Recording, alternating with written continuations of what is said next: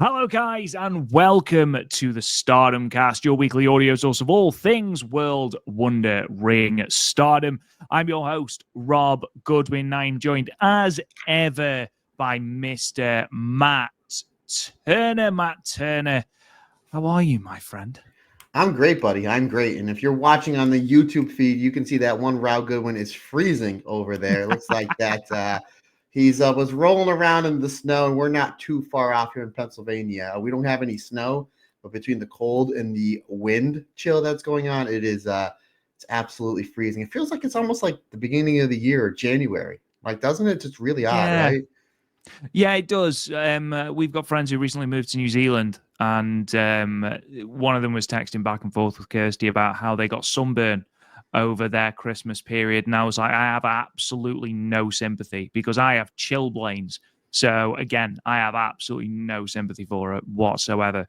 But yeah, it's been very, very chilly in the UK recently, and I'm not going to go on about it too much because I know that we've got listeners in Scotland, and Scotland is a damn sight colder than England, despite us moaning about it more. But you know, we've got snow, we've got ice, and then we've had a gas engineer out today to have a look at the boiler. Because it's crap. And literally as he left, the thing packed up. So what a time to be alive. What a time to be alive. So for those who are listening in the audio realm, first of all, hello. Thank you for listening. Secondly, I am sitting in a lovely branded Stardom Cast bobble hat, which you can get from our merch store. Link down below. I'm also wearing about 18 layers. I'm not going to show them all because nobody wants that. And also, I'm sitting under a little heated blanket because I'm a chilly little Rob. And when a chilly little Rob happens, he tends to get a bit cranky. And there's no need to get cranky today because we have got some very, very good Stardomy stuff to be talking about, don't we, Matt? Yeah, it feels like before I hit the record button, I was just saying to you, it feels like forever since we recorded an actual Stardom Cast episode because we did the live one on the 29th and there was just the one show which we're going to review on first stream, but there's a New Year's stream, excuse me. But there's been a lot of great stuff between 3 shows coming up this weekend. Obviously, Stardom participation at the Tokyo Dome, a great match with Io Shirai, or Io Sky, as known in the WWE world, versus Lila Valkyria from the semifinals of the Intercontinental Tournament.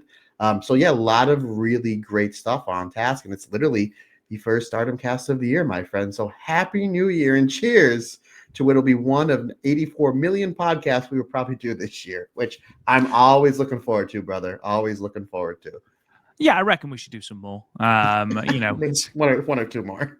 Yeah, let's do a couple more. Yeah, of course. It's obviously a happy new year to everyone out there. We hope you've all had a lovely new year and Christmas period and ready to get back into your jobs, which is what I've had this week. It's very difficult to get back into the swing of things when you've been getting up at the crack of dawn to watch wrestling pay-per-views and stuff like that. It's not the same getting up at the crack of dawn to go to work, is it? But never mind. Ladies and gentlemen, we have got so much to go through today. But as I said to Matt before we record, and I don't know why we do this to ourselves, I did say I reckon we can get today's done in under 2 hours, or around 2 hours, I believe my exact wording was, because we've only got one show to talk about. And as I said it, I was going through in my head going, no, we've got quite a lot of news to go through. And then Matt says, yeah, Wrestle Kingdom and Wrestle Dynasty as well. And we've got all the cards announced for the 11th, 12th, and part of the 13th as well. Yeah, it's going to be another long one. So hopefully you're enjoying the long ones because it looks like today might be another long one. But before we get into all of that good stuff, Matt Turner, what is coming up on the Stardom Cast Patreon this week? Oh, new month, new great stuff coming up. Alternate commentary we just released. May Sarah versus Tomoka Inaba from night 1 of last year's 5-star Grand Prix. And then next week's alternate commentary will be from 2022, Mayu Iwatani taking on Giulia from Nagoya Supreme Fight. And as I mentioned the last week or two on the Stardom Cast and the Marigold Standard, there is so much stuff that we had in the can, and then Rob's internet went down right around Christmas time, so we knew some stuff. A Merry Shuri Christmas would bleed over to January. So the final episode from A Merry Shuri Christmas will be in your feed within about a day or two from listening to this episode. It will be Shuri What If? What if Shuri did defeat Mayu Iwatani back at Stardom Gate from January 4th, 2024? And how would I book her throughout the entire year of 2024? So all that stuff is on your feed and will be in your feed over the next few days. And again, it is a new month. So what you have to look forward to on the Patreon feed this month, myself and Andy Header, Rivalry Review, will be watching and reviewing every single match, singles match from Tam Nakano versus Saya Kamatani. And I was just doing my homework the other day, and I thought they only had 4 or 5 matches, Rob. Oh, no, they've had a lot back in early in Tam's career, Saya's career. So there's like some of these matches, I'm like, boy, these first 3 or 4 matches I haven't seen before. I highly doubt they'll be as good as their match from a World Climax or their match from as good as just a few weeks ago from Dream Kingdom. But I'm very excited to go back and watch all those matches. And then myself and Andy Header will be breaking down the complete rivalry thus far between one Saya Kamatani and one Tam Nakano. Roundtable discussion. I'm sorry, let me go to What If. What if me and one Scotty Wrestling were able to dream book 5 matches between Stardom and Tokyo Joshi Pro Wrestling. We were supposed to do that a couple months ago, then just he got busy. I not got busy. I'm still busy and will always be busy, and I love it. That's just the way. I wouldn't know what to do if I wasn't busy. And then the holidays came up, so we said, let's push it off. So that is going to be our What If episode. And I know a little bit of Tokyo Joshi Pro. Scotty Wrestling knows everything on Tokyo Joshi Pro. So it'll be interesting to see what our cards look like. And Rob, we are going to try for our roundtable discussion to bring back one Allison Danger. We've been trying for a while, and she's just so busy. So we had a string where she was on the show like every 3 or 4 weeks, and she hasn't been on in about 3 months. But our roundtable discussion is supposed to be, again, card subject to change, supposed to be our top 5 favorite female matches in 2024. So I'm assuming majority of our listeners have a general idea what I'm going to pick, but it's going to be interesting to see what Allison will pick. So that'll be fun. Plus, it's always, it's an episode and a half before we even get with Allison, before we even get to the task at hand. Plus, I haven't really, other than, stuff here or there, I really haven't had a good conversation with her in a few months. So again, fingers crossed we can make that happen, because I know she's extremely busy. So a lot of great stuff. Obviously, we'll have matches with Matt, tag team breakdown. Haven't been decided on what I'm going to do with those just yet. If you have a suggestion, let me know. But a new month, new loaded Patreon content for us in the month of January here at the Stardom Cast. Absolutely. And just want to shout out our 2 new patrons, Anderson_I13 and Lyle77 as well. Thank you so much for joining us. Thank you so much for your support. And thank you to everyone who has joined our Patreon, patreon.com/the Stardom Cast, where there is literally hundreds of bonus episodes, both video and audio, all going through roundtables, what ifs, tag team breakdowns, alternate commentaries, show reviews. There's all sorts over there for as little as $1 a month. So please go and check that out if you haven't already. Another thing you can be checking out is, of course, the Stardom Cast end of year awards. They are live right at this very moment. They are pinned to the top of our Twitter feed. They're also on the Patreon as well for those that don't have social media, which is fair enough. More categories this year, one more category to be precise, which is Tournament Wrestler. If you haven't already, make sure you go follow the link and you can have your say. The closing date for those is in 5 days' time. 14th of January is the closing date. And then, of course, we will have our award show roughly. The idea was to have it roughly at the same time as Stardom has their award shows on the 23rd of January. So I thought that would work quite well. So this way we can see... This way we can see what the fan base likes more, the actual Stardom Awards or the Stardom Cast Awards, because we know, folks, that's what's most important. That's what's most important is what our fan base thinks of who wins the awards, Rob. Good one. Good call, Absolutely. buddy. Good call. Thank you very much.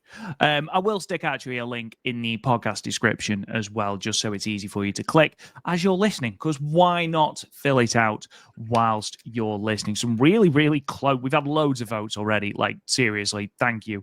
There's been some interesting ones. Tournament Wrestler is very close. Wrestler of the Year is very close. There are some that I could close them now. Like Tag Match of the Year is a runaway.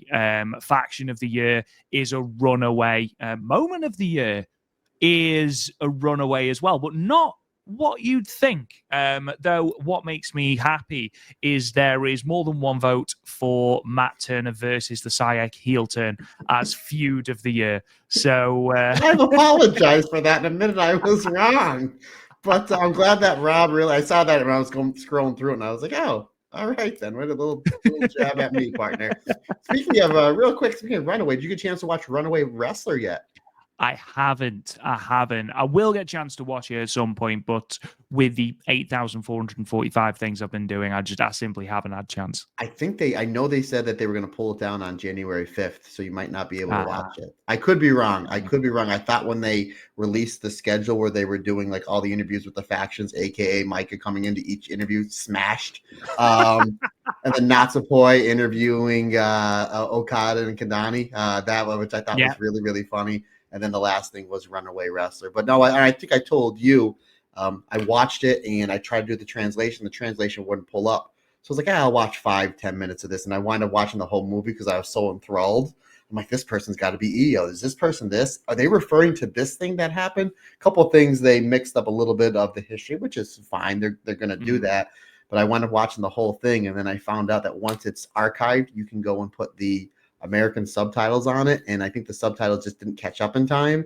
In the last 15 minutes, they stopped subtitling. So I watched it twice, and I actually liked it better with just not watching the subtitles. But I thought the movie was phenomenal. I thought it was tremendous, and I know that you really, really will enjoy it. Obviously, you being a massive Mayu Iwatani fan, but there's lots of cameos. There's lots of cameos of Stardom wrestlers that are on the roster. Now you're like, ooh, this person. Ooh, this is this person. There's one little, I'll give this cameo away because I know it's going to pop you. When you get to one of the end scenes when Mayu Iwatani is leaving the locker room to go out to a big match, Waka opens up the door, and Waka's face is so serious staring at Mayu that I'm not even, obviously not Mayu, I forget the lady that plays Mayu. She did a great job. That I'm not even focusing on, and I'm not even focusing on Mayu. I'm focusing on Waka being so serious. And she's only in like the shot like 20%. You can barely see her, but she opens up the door and she's just staring and she's so stoic. And it's like the slow-mo scene as Mayu's making the walk from the locker room into the entranceway of Corrigan Hall, where Waka's just so serious and I couldn't keep my eyes off. Well, I actually had to rewind it, but it's literally towards the end of the movie. You'll see it and you'll be like, oh, that's what Matt was talking about. Love it. Well, my favorite cameo that I've seen so far from all the clips is Taro Okada's cameo as the van driver that runs Mayu over. Quite like that. Speaking of like the stream, because the stream I believe was about 5 hours long, and you had like all the factions like drinking together and stuff like that, and there was some really cool bits like Micah coming in absolutely trolleyed to the Neo Genesis one, which is brilliant. Hashtag that's our ace. Damn right it is. Go Ace. absolutely annihilated. And then what was funny was as well, Mina Shirakawa was doing a Wrestle Kingdom like preview show with El Desperado, and it I don't know if it aired at the same time or it aired sort of at a similar time. And she was talking about Micah's drinking and was like, I'm a little bit concerned about Micah's drinking. And then literally you scroll down and it's Micah just stumbling into Neo Genesis thing. But my other favorite bit is during the Cosmic Angels bit, there's two bits. Sayoriano stealing Tam Nakano's food, which is quite funny. But also she points and goes, oh, what's that over there? And the most basic trick in the book, and Tam's proper like, what's over there? And Sayoriano's like, but no, there's a bit where they ask Tam what the best moment of her career is. And love Tam, but I get the impression that Tam likes the drama, likes the likes to not embellish necessarily, but It's You pro know what I'm wrestling, so you're gonna accentuate everything. It's pro wrestling. Exactly. Don't let the truth get in the way of a good story, Rob. Is that what you're trying to tell me? Exactly. What makes me laugh is though she cries on cue. It's amazing. Like she's clearly very emotional about how Cosmic Angels collectively won the red belt. Now, obviously, it's Tam that won the red belt, but she sort of dedicated it to everyone and was clearly very emotional and was clearly hoping that everyone else would be emotional too. Natsupoi did not get that memo because she absolutely howls with laughter at the fact that Tam has started crying. Like proper mocking laughter, like not hiding it or anything. Sioriano's like, I am terrified. I didn't know you were actually crying. I am terrified. Aya Sakura's like, what is happening? It's but Natsupoi, like, there's no subtlety at all. She just absolutely howls with laughter in the face of her tearful friend. Brilliant stuff. Absolutely hilarious. Real quick, you reminded me. Remember, I think they still do it from time to time. They're all over Stardom World, where like the factions would go on talk shows. This was like 3 years ago when Donald Del Mundo had every like Poi was still in there. We had Mike and him, like a Sherry, when they're like 8 or 9 members, and then the question came up from a fan that they read out, that the host read. He's like, "Who's the biggest drinker in Donald Del Mundo?" And everybody at the same time turned around and went, Micah. Like not even a beat. Like, who's the biggest drinker? And I don't know if they said Donald Del Mundo or Stardom, but they all turned around and went, Mike. Even Micah went like this. Yeah, I have seen that. There's also the video where they say something and Giulia's like, yeah, Micah can't wink. And it zooms in and it shows Micah trying to wink and she's like, It's one of the best wrestlers in the world, too. I like, can put together a 5-star match, tag match, hardcore match, championship match, but I can't wink. Yeah, absolutely. I think it's on the same sort of show as Mayu attempting to say that she's got a chicken brain, which was just absolutely hilarious. Momo Kogo attempting to translate for Mayu, just like, why bother?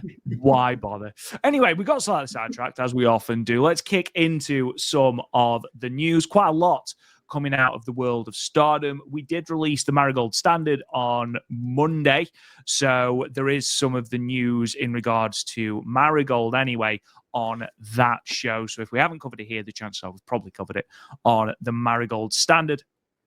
There is obviously one bit of Marigold news that I want to cover today, and that's because it's only come out today. However, the most important thing, especially for me and Matt, is that Stardom have officially confirmed that they will have a show in Las Vegas over WrestleMania week, we assume. Because during Wrestle Dynasty, New Japan put together a really good package that sort of went through all of their international dates up until, I believe, August, because it incorporated Forbidden Door at Wembley. So you'd got Resurgence, you'd got Windy City Riot for Hiroshi Tanahashi's final US appearance. You'd got, obviously, Battle in the Valley, which is this weekend, which we're going to be talking about in a little bit later. But they then threw up what is quite obviously the most placeholder card to ever be placeholder. Where he said that Stardom will be running a Las Vegas show in Las Vegas in mid-April. Okay, now, obviously, we are assuming that this is going to be during WrestleMania week. However, no venue, no date, slightly annoying. However, especially for those of us who are attempting to book flights, Matt Turner, yes, and hotels. Matt Turner. Matt Turner. But do you know what? I don't care. As long as there is a show during WrestleMania week, we'll make it happen. The fact that after what was an overwhelming success with American Dream in the Keystone State, sold out ECW Arena twice. Technically, because they did release more tickets. Amazing reception for every single wrestler. The crowd was on fire for the entire show. Again, I'll come back to it like I did before. Momo Watanabe, the heeliest heel to ever heel, got an absolutely nuclear reception when they set up that match for All-Star Grand Queendom. The only thing that I hope, I basically want the exact same thing brought over, but I'd like more wrestlers. Obviously, we didn't have Natsupoi come over. We didn't have Hazuki come over. We had no Hanan. We had no Sioriano. I'd like more of the wrestlers to come over and get their chance, especially when you think about the reaction that Hazuki got during Strong Style Evolved for that match with Mercedes Mone. So lots of things to be excited for. I know that on the Discord, there's quite a few of our listeners that are going to be going to Vegas. We'd love to know if you're going. We'll certainly organize. If it's not a live podcast, it'll certainly be a meetup of some description where we can all chill out and have some Micah-style beers. But yes, Matt, exciting times. Again, at the moment, we do have Stardom and Marigold having shows. Marigold haven't announced anything since that initial announcement, so fingers crossed we get something for that soon. I did think we'd get something during First Stream about their Vegas show, but obviously not. But yeah, 2 shows, excited for that, and obviously we've just had the collective dates and times announced as well. And oh my God, we might actually be able to see Tokyo Joshi Pro this year. I'm more excited. Obviously, it's an acquired taste. I'm more excited for Bloodsport if we can. I know you are. Bloodsport and the 2 shows I was asked to wrestle on in Philly ran the same date, same time as Stardom. Obviously, Stardom takes precedence, and of course, it was great to see Stardom in the ECW arena. And you're absolutely right; they sold it out twice because they sold it out because of demand. They added more tickets, and then they had to cut it off because I think they said that if the fire marshal comes in, they're going to shut this baby down. Because let me tell you something, the Athletic Commission in the state of Pennsylvania, they do not mess around. They do not mess. No, I tell you what, they are really, really harsh. But and I understand all fairness, but yeah, I think we were talking last week and Dream Queendom, they didn't make the announcement for the show in America, and I said I think they waited until the 4th to do it for and this year, and obviously they're going through, and there it is, Stardom. And I was literally on my couch at 4 or 5 in the morning, yes. And it said middle of April. It's Las Vegas. Is that the 14th, the 15th? Is it the 12th? Is it the 23rd? I don't know. At least you could have put WrestleMania weekend, which again, we're 99% sure it's WrestleMania weekend, but no venue, no date, no Stardom wrestlers, no. And again, I was really happy, but I was I come from that old school way of promotion that it's just me and Rob are going to have a match. I'm going to cut a promo. The match is going to be on such and such date at such and such time. I'm just, yeah, exactly. Vegas. Okay. Vegas. Hell. Vegas, baby. Let's get in shape. But regardless, I'm pumped. We kind of figured it was going to happen. But when is it? I need to book. When I reach out to our friends over at Stardom, I'm look, I'm not going to stooge anything off. Can you just tell me what day it is so I can book my I just want to book my travel. I want to book the hotel. And they're we're waiting to hear certain things as well. So okay, great. I'm glad it's happening. Obviously, depending on the collective announced their dates, where there are 2 Tokyo Joshi Pro shows. There's a Tokyo Joshi Pro, and there's Tokyo Joshi Pro versus GCW, and I think DDT versus DDT. Yeah, because DDT is on the Friday at 11 a.m. Tokyo Joshi Pro is the show immediately after that, I believe. I think it's 2 p.m. on the Friday. And then I think there's one on a Saturday. I don't think anybody's really wrestling on. That's the TJPW GCW versus DDT. Yeah. So not only am I holding off to book my travel, I'm obviously holding off, and I'm sure you are as well, to book to see what shows we're going to at the collective, because obviously I don't want to buy all these tickets and then just be well, it's Stardom. So once again, we're excited. Hopefully soon, very soon. Who knows, Rob? It's usually when we record, that's when the information finds out. But this might be a good one. So literally, as soon as we might get done hitting the record button, they'll announce the date, the tickets. But they didn't announce any wrestlers either, which I know last year they announced a few every week. So we don't know who's going to be there. Obviously, it's going to be great because it's Stardom regardless. The one thing is, this is a week and change out from All-Star Grand Queendom, because WrestleMania is on the Sunday before. So my guess is you're not we were lucky enough in last year that we got the Micah versus Megan Bain red belt match. My assumption is we're probably not going to get any championship matches, but at the same time, you put together 5-6 multi-tag matches in Stardom, and it's still going to be great because nobody does that better than Stardom. I mean, if you remember, the Super Card of Honor match in Ring of Honor stole the show with Kamatani, Azumi, and Tam versus Micah, Maysara, and Mina Shirakawa. So even if maybe they give us an artist match, or if they give us maybe Mercedes is going to be over there, maybe New Japan Strong Championship match, I think that would be big. regardless, I'm an easy man to please. Just give me Stardom. Give me another meet and greet with a Natsupoi, with a Soriano, with a Fukigen Death. I'm shocked you didn't mention that name. Oh my God. Maybe you're just waiting for me, or maybe you just didn't want to give yourself a heart attack 25 minutes into the podcast. But that's what I tell you what, if Fukigen Death turns up to that meet and greet, I will paint my face like Fukigen Death. Folks, you heard it here first.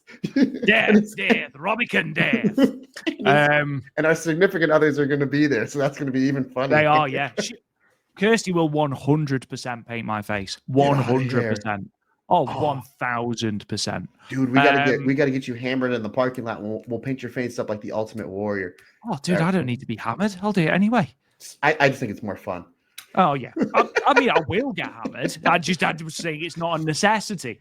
There you go. But no, you're out for. I'm excited, for the Stardom show. Regardless, again, we know there's going to be great talent there because it's Stardom. It's gonna be nice to see maybe some of the younger wrestlers that haven't wrestled in the United States before. They're going to wrestle in front of a really big crowd because obviously WrestleMania weekend draws a big crowd. The two WrestleMania dates. We're hearing rumored cards are shaping up to be really well. The NXT show, which obviously we'll get into next week on our gaze at Giulia. Giulia is the NXT Women's Champion. My assumption she'll have a big title defense there. And then obviously, like you said, Tokyo Joshi Pro, Bloodsport, DDT, all the great stuff. It's going to be a fun time. And as you just mentioned, partner, a lot of our listeners are going to be there. So let us know where you're at. And again, I'm still trying to get a bar for the live podcast. Again, we need to know when the Stardom show is and or Marigold show is. And then my buddy that lives out in Vegas, I'll have him kind of hammer the ground on whether he can find a bar for us. Right now, it's about a 50-50 shot at it.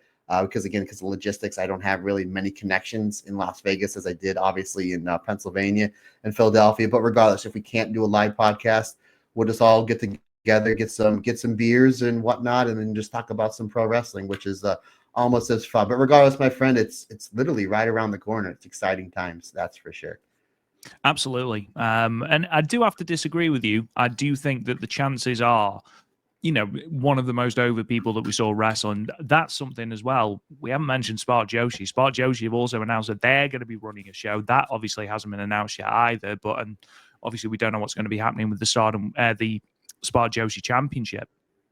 But Starlight Kid was one of the most over people on that entire roster. If she's still white belt champion during this show, I would be amazed if we don't see a white belt match.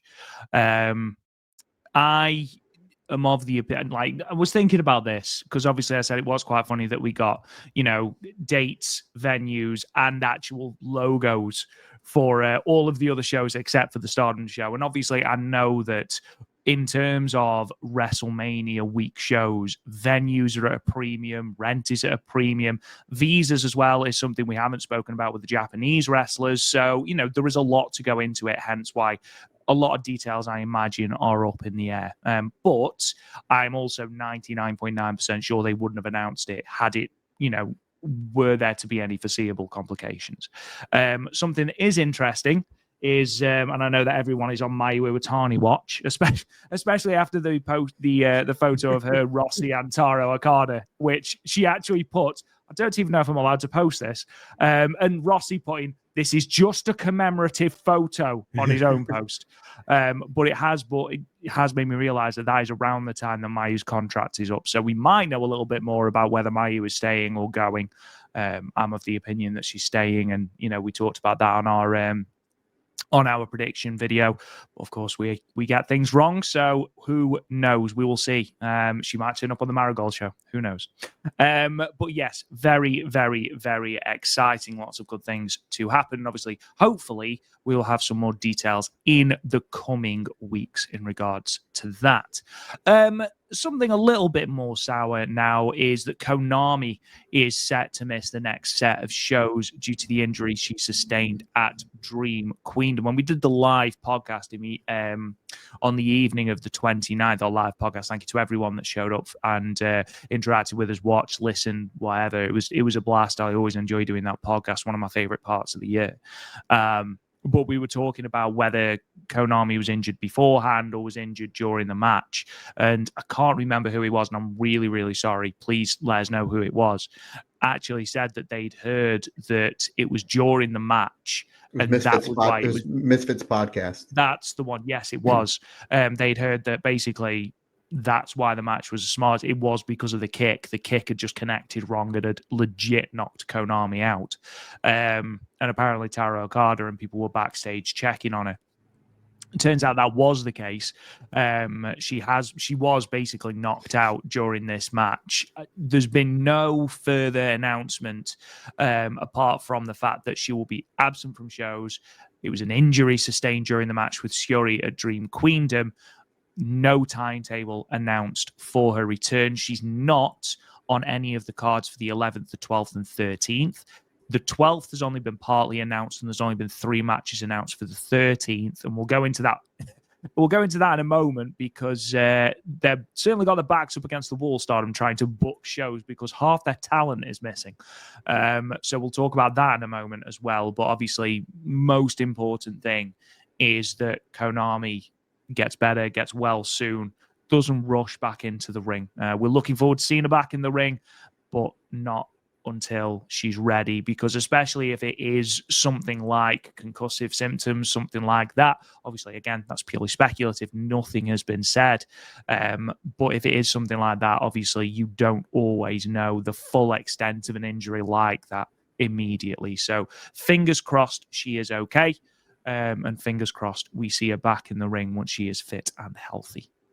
Yes, absolutely. Yeah, concussion is not one thing that you want to play with.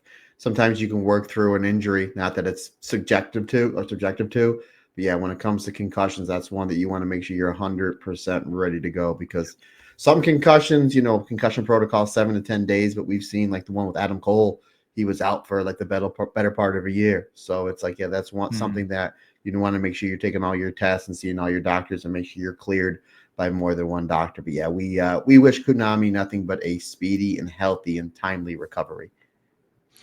And, obviously, as bad as any injury is, Marigold at the moment, I don't know who has broken a mirror in Marigold recently, because the bad luck they are having at the moment is absolutely unreal. On the Marigold standard, we announced that obviously Kamomo Minami is out with an injury, that Kazuna Tanaka is obviously out until, I believe, the start of March.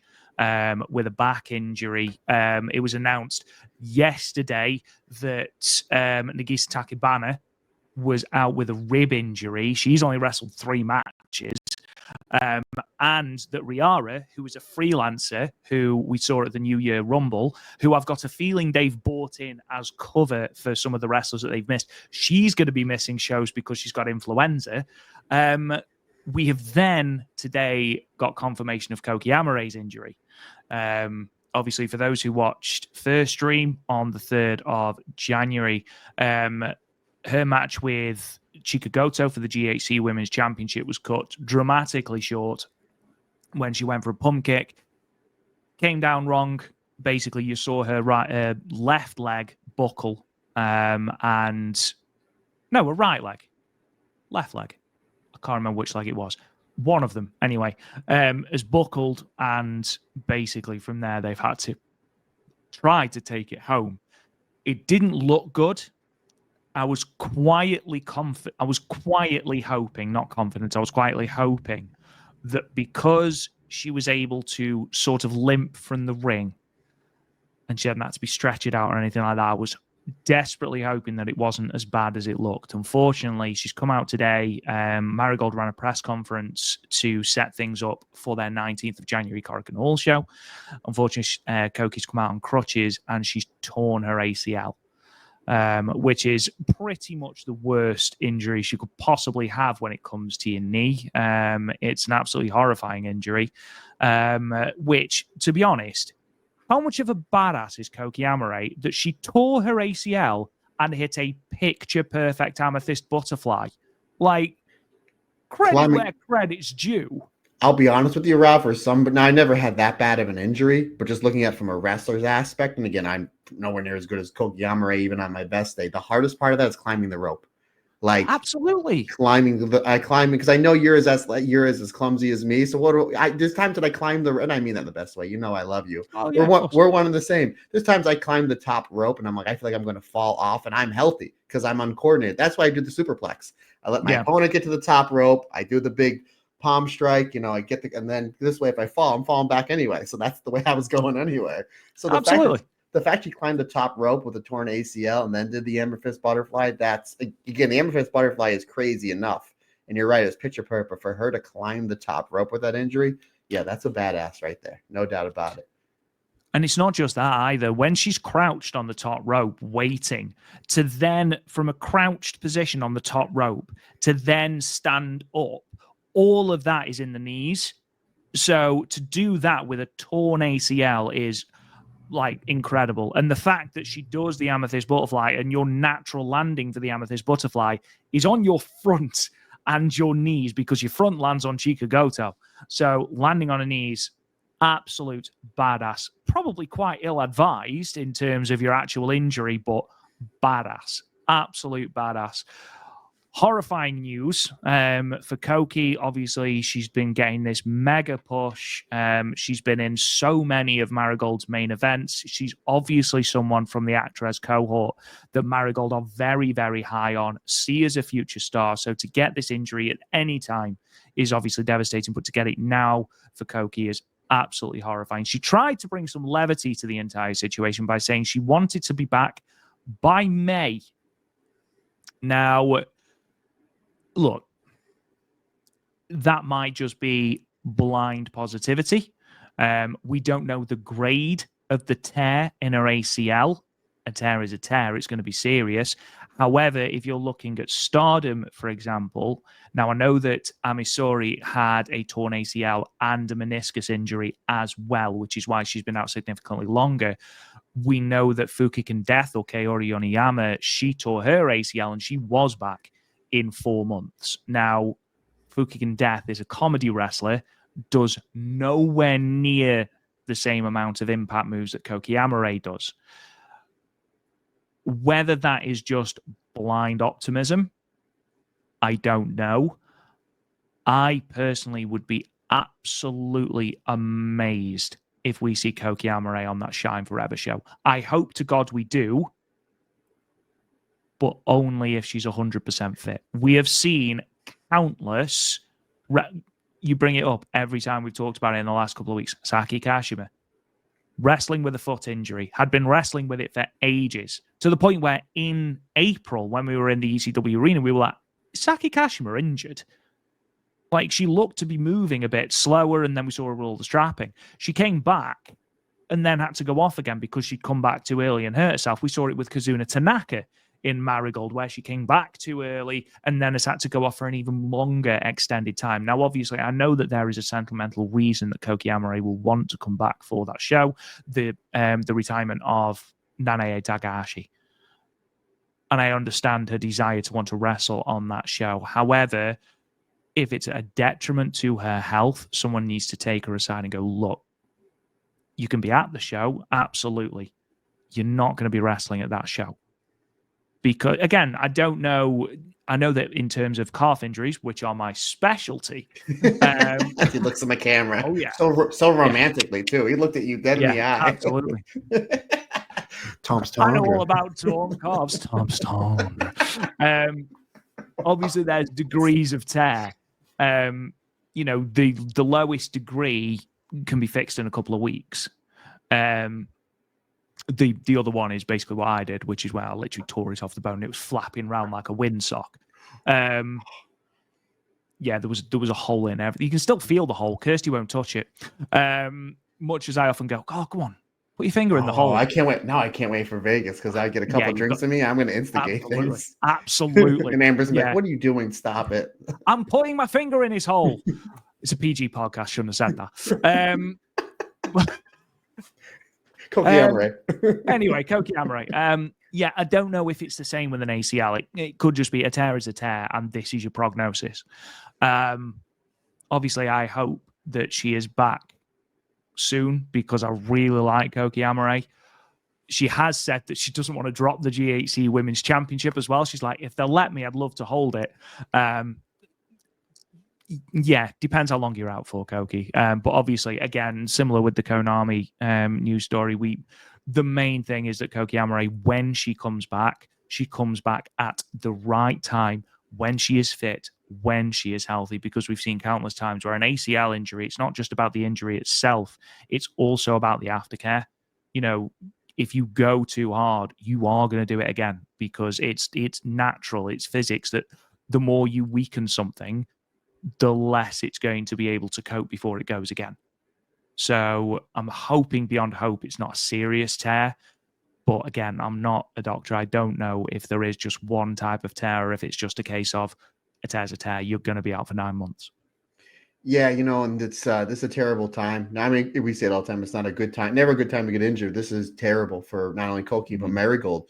As we made mention, they need to get somebody else other than Utami hot, because we know once Sari drops the belt, her time in Marigold's probably going to be few and far between, at least for the foreseeable future. I could be wrong, but we think she really likes doing that freelance thing. So it's like Utami's your big star. They've done a great job building up my Sakurai, and she's done a great job building herself up.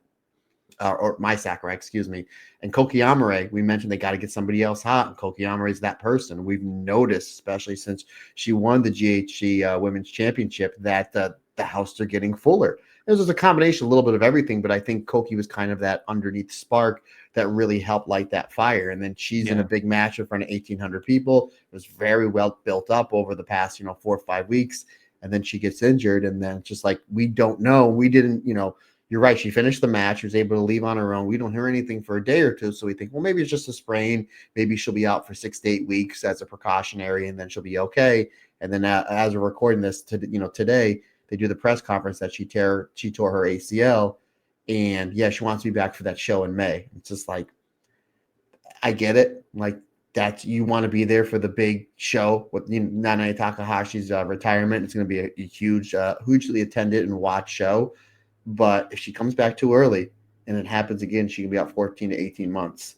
So is it worth it for her to rush through? Again, we don't know. We don't know what she's gonna be like in 6 to 8 weeks, depending on her rehab and whatnot. So the last thing you want to do is rush her back. Somebody so young in their career and somebody that is absolutely on fire. Reminds me a lot of when Stone Cold Steve Austin in '97 was like, he was really adding a lot of steam, and he got injured in that SummerSlam match with Owen Hart. It's like, oh, this is what we need, because the WWE were getting their butt kicks by WCW in the Monday Night Wars, and that's what they needed. And it was just like, they got Austin on TV as much as possible and kind of rushed him back so they can have him back like 3 or 4 months later. Then a year later, he's off a year plus. So it's like, you don't want to be rushing talent back in any sport.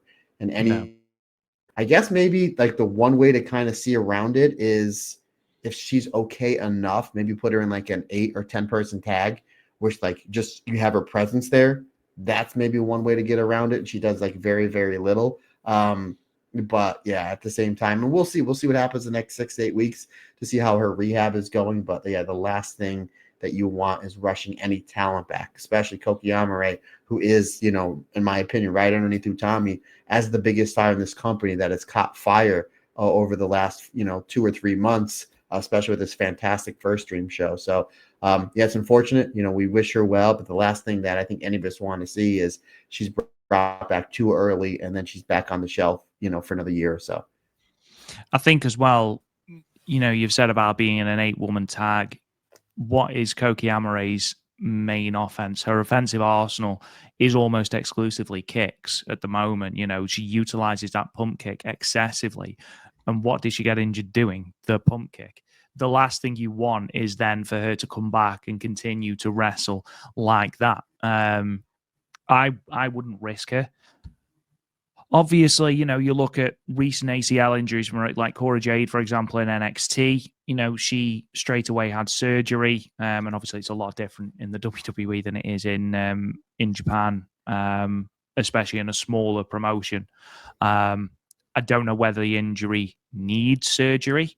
I imagine that if it doesn't need surgery, then there is a quicker recovery time. I know that when you do it, and if you are going to have surgery, you do tend to have surgery pretty much straight away. And I know there was a delay having the MRI scan for Koki because because of it being New Year, everywhere was closed. She has come out today on crutches, and I know that, for example, Ami Sori, when she did hers, she couldn't walk. So there is that hope that perhaps the tear isn't as bad. However, I wouldn't risk it. I know that Marigold must be like, Sure. I don't know what Marigold have done in a previous life to get this sort of, but this is what Stardom had last year. It was a case of once one fell, everyone fell.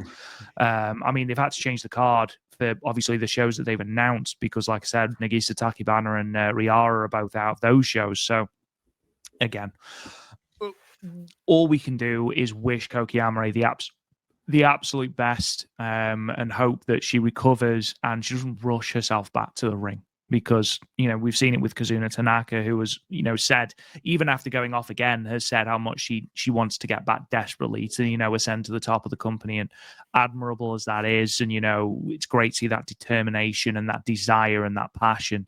Don't do it to the detriment of your own health. And that's something for everyone in wrestling, because we've seen it countless times in countless promotions. But again, another innocuous injury. This isn't a case of wear and tear. This is a case of landing funny. And, we've seen it so many times. So, yeah, basically we wish Koki Amare absolutely nothing but the best and a speedy recovery. Moving back to the world of Stardom then, and to a slightly changed rule set for one of the championships, the High Speed Championship. It was announced on the World of Stardom Twitter page. It's going to have a slightly different rule set. So from now on, High Speed Championship match rules, every match will have a 10-minute time limit, and each one will be a best of 3 falls match. So it'll be pinfall, submission, or count out. Now, it will also be a 10 count outside of the ring. Obviously, in Japan, they observe the international 20 count. This will be more familiar to US fans who have seen the 10 count being utilized in the likes of AEW, WWE, Impact. If the match is tied, when the time limit expires, then the champion retains, similar to every other championship match. Ever. Yeah, absolutely. I quite like these rules because not only does it sort of set the High Speed Championship completely apart from the rest of the titles, but also it opens the door for other talent as well, because the High Speed title has always been the High Speed title because of the type of wrestler that goes for it. And more recently, especially with the likes of Xena and Yuna Mizumori challenging for that belt, it's not maybe it's forcing them to wrestle outside of their bottom. They both did a tremendous job in doing that. But ultimately, it did feel like the High Speed belt in some regard was just a different belt, another belt on the Stardom roster. It sort of lost a little bit of its identifier. And I think these rules have been brought in to give it more of a chaotic and fast-paced feel, even if the wrestlers aren't naturally your quicker paced wrestlers. So I think it's quite a good change. It's quite a clever rule set. It makes this championship something completely unique on the roster as opposed to just being another singles title. And yeah, I think the 10-minute time limit suits this belt down to the ground. And obviously it's going to be aired for the first time on the 13th of January, when we've had confirmed that it will be Mei Seira versus Saki Kashima, and we will see then the utilization of these rules. But I'm excited for the change, Matt. Are you? Yeah, it's I know there's some people that don't like these rule sets because it's like, if it's not broke, don't fix it. At the same time, I'm a wait. I do get that. I'm a wait and see kind of person, but a lot of the positive thoughts I had about this, you just made mention. It sets it apart. It's a different gimmick match.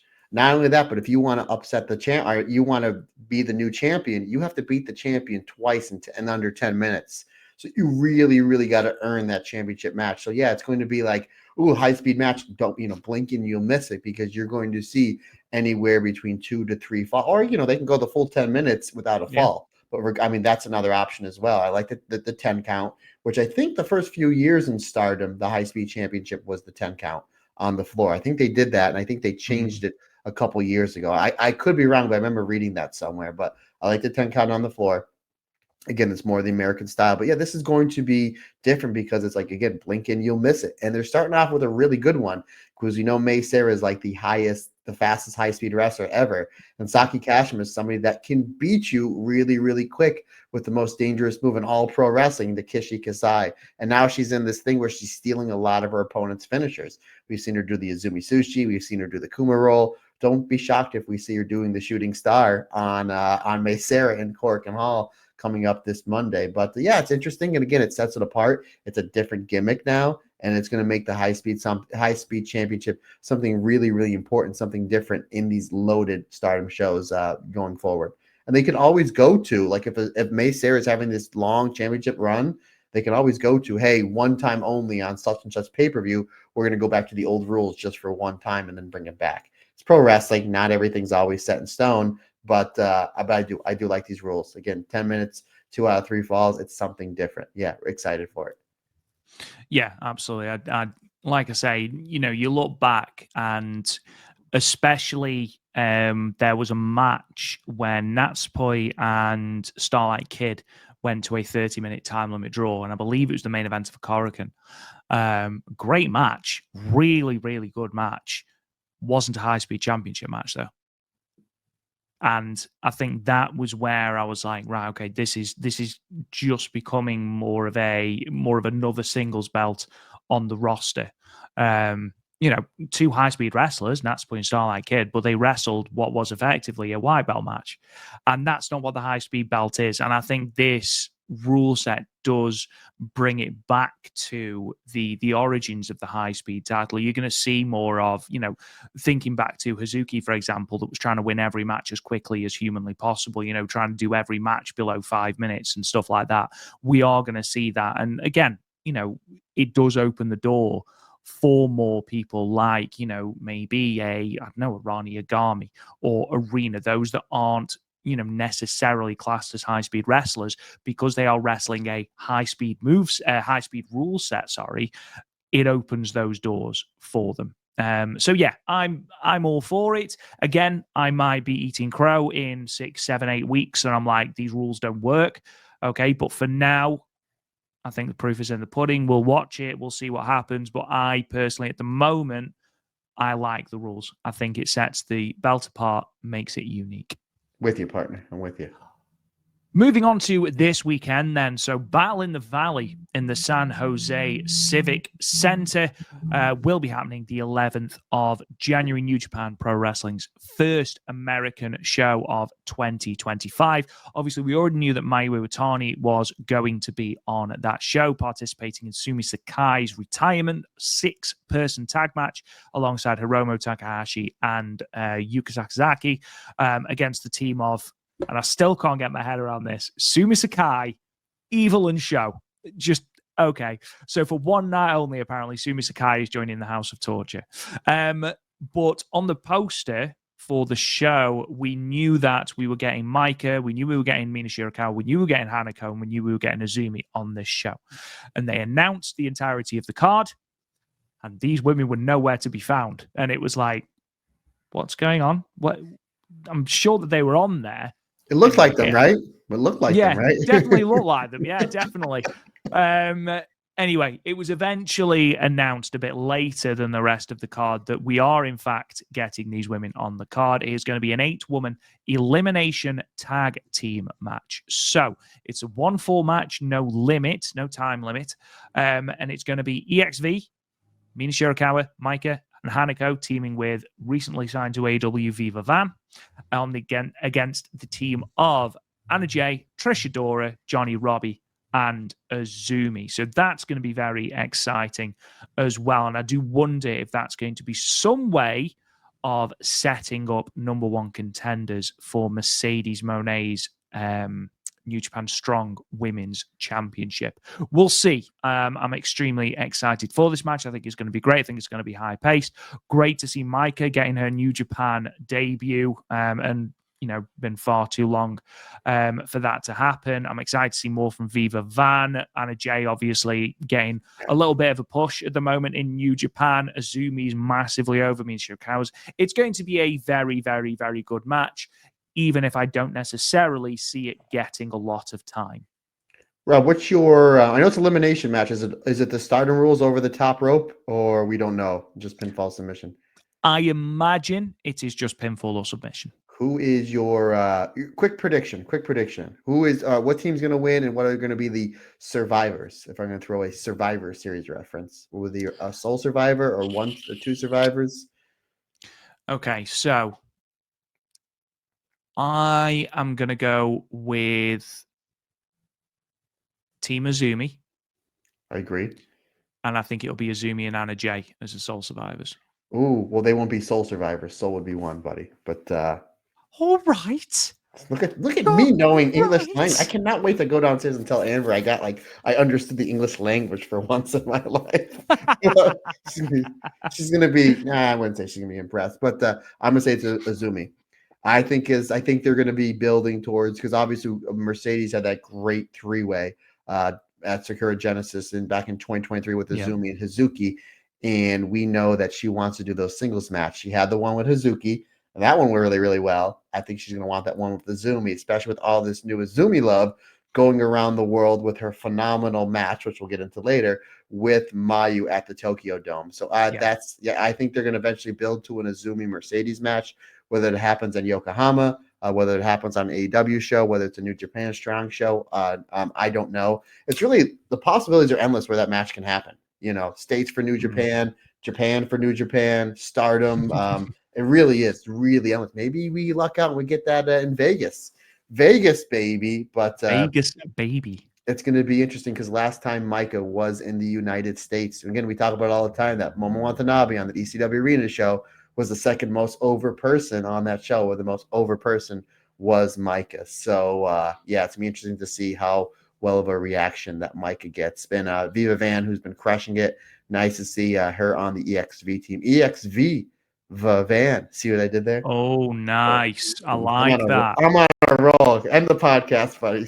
And on a high note. Just credits roll. Also on that card, we have got El Desperado defending his IWGP Junior Heavyweight Championship against Taiji Ishimori. Gabe Kidd versus Tomohiro Ishii for the Strong Openweight Championship. Konosuke Takeshita against Kushida for the Never Openweight Championship. And El Fantasmo versus Jeff Cobb for the New Japan World Television title. So some really, really good matches on there. That's not an exhaustive list of all the matches on the card, but nevertheless, just title matches. I feel like you are getting your money's worth.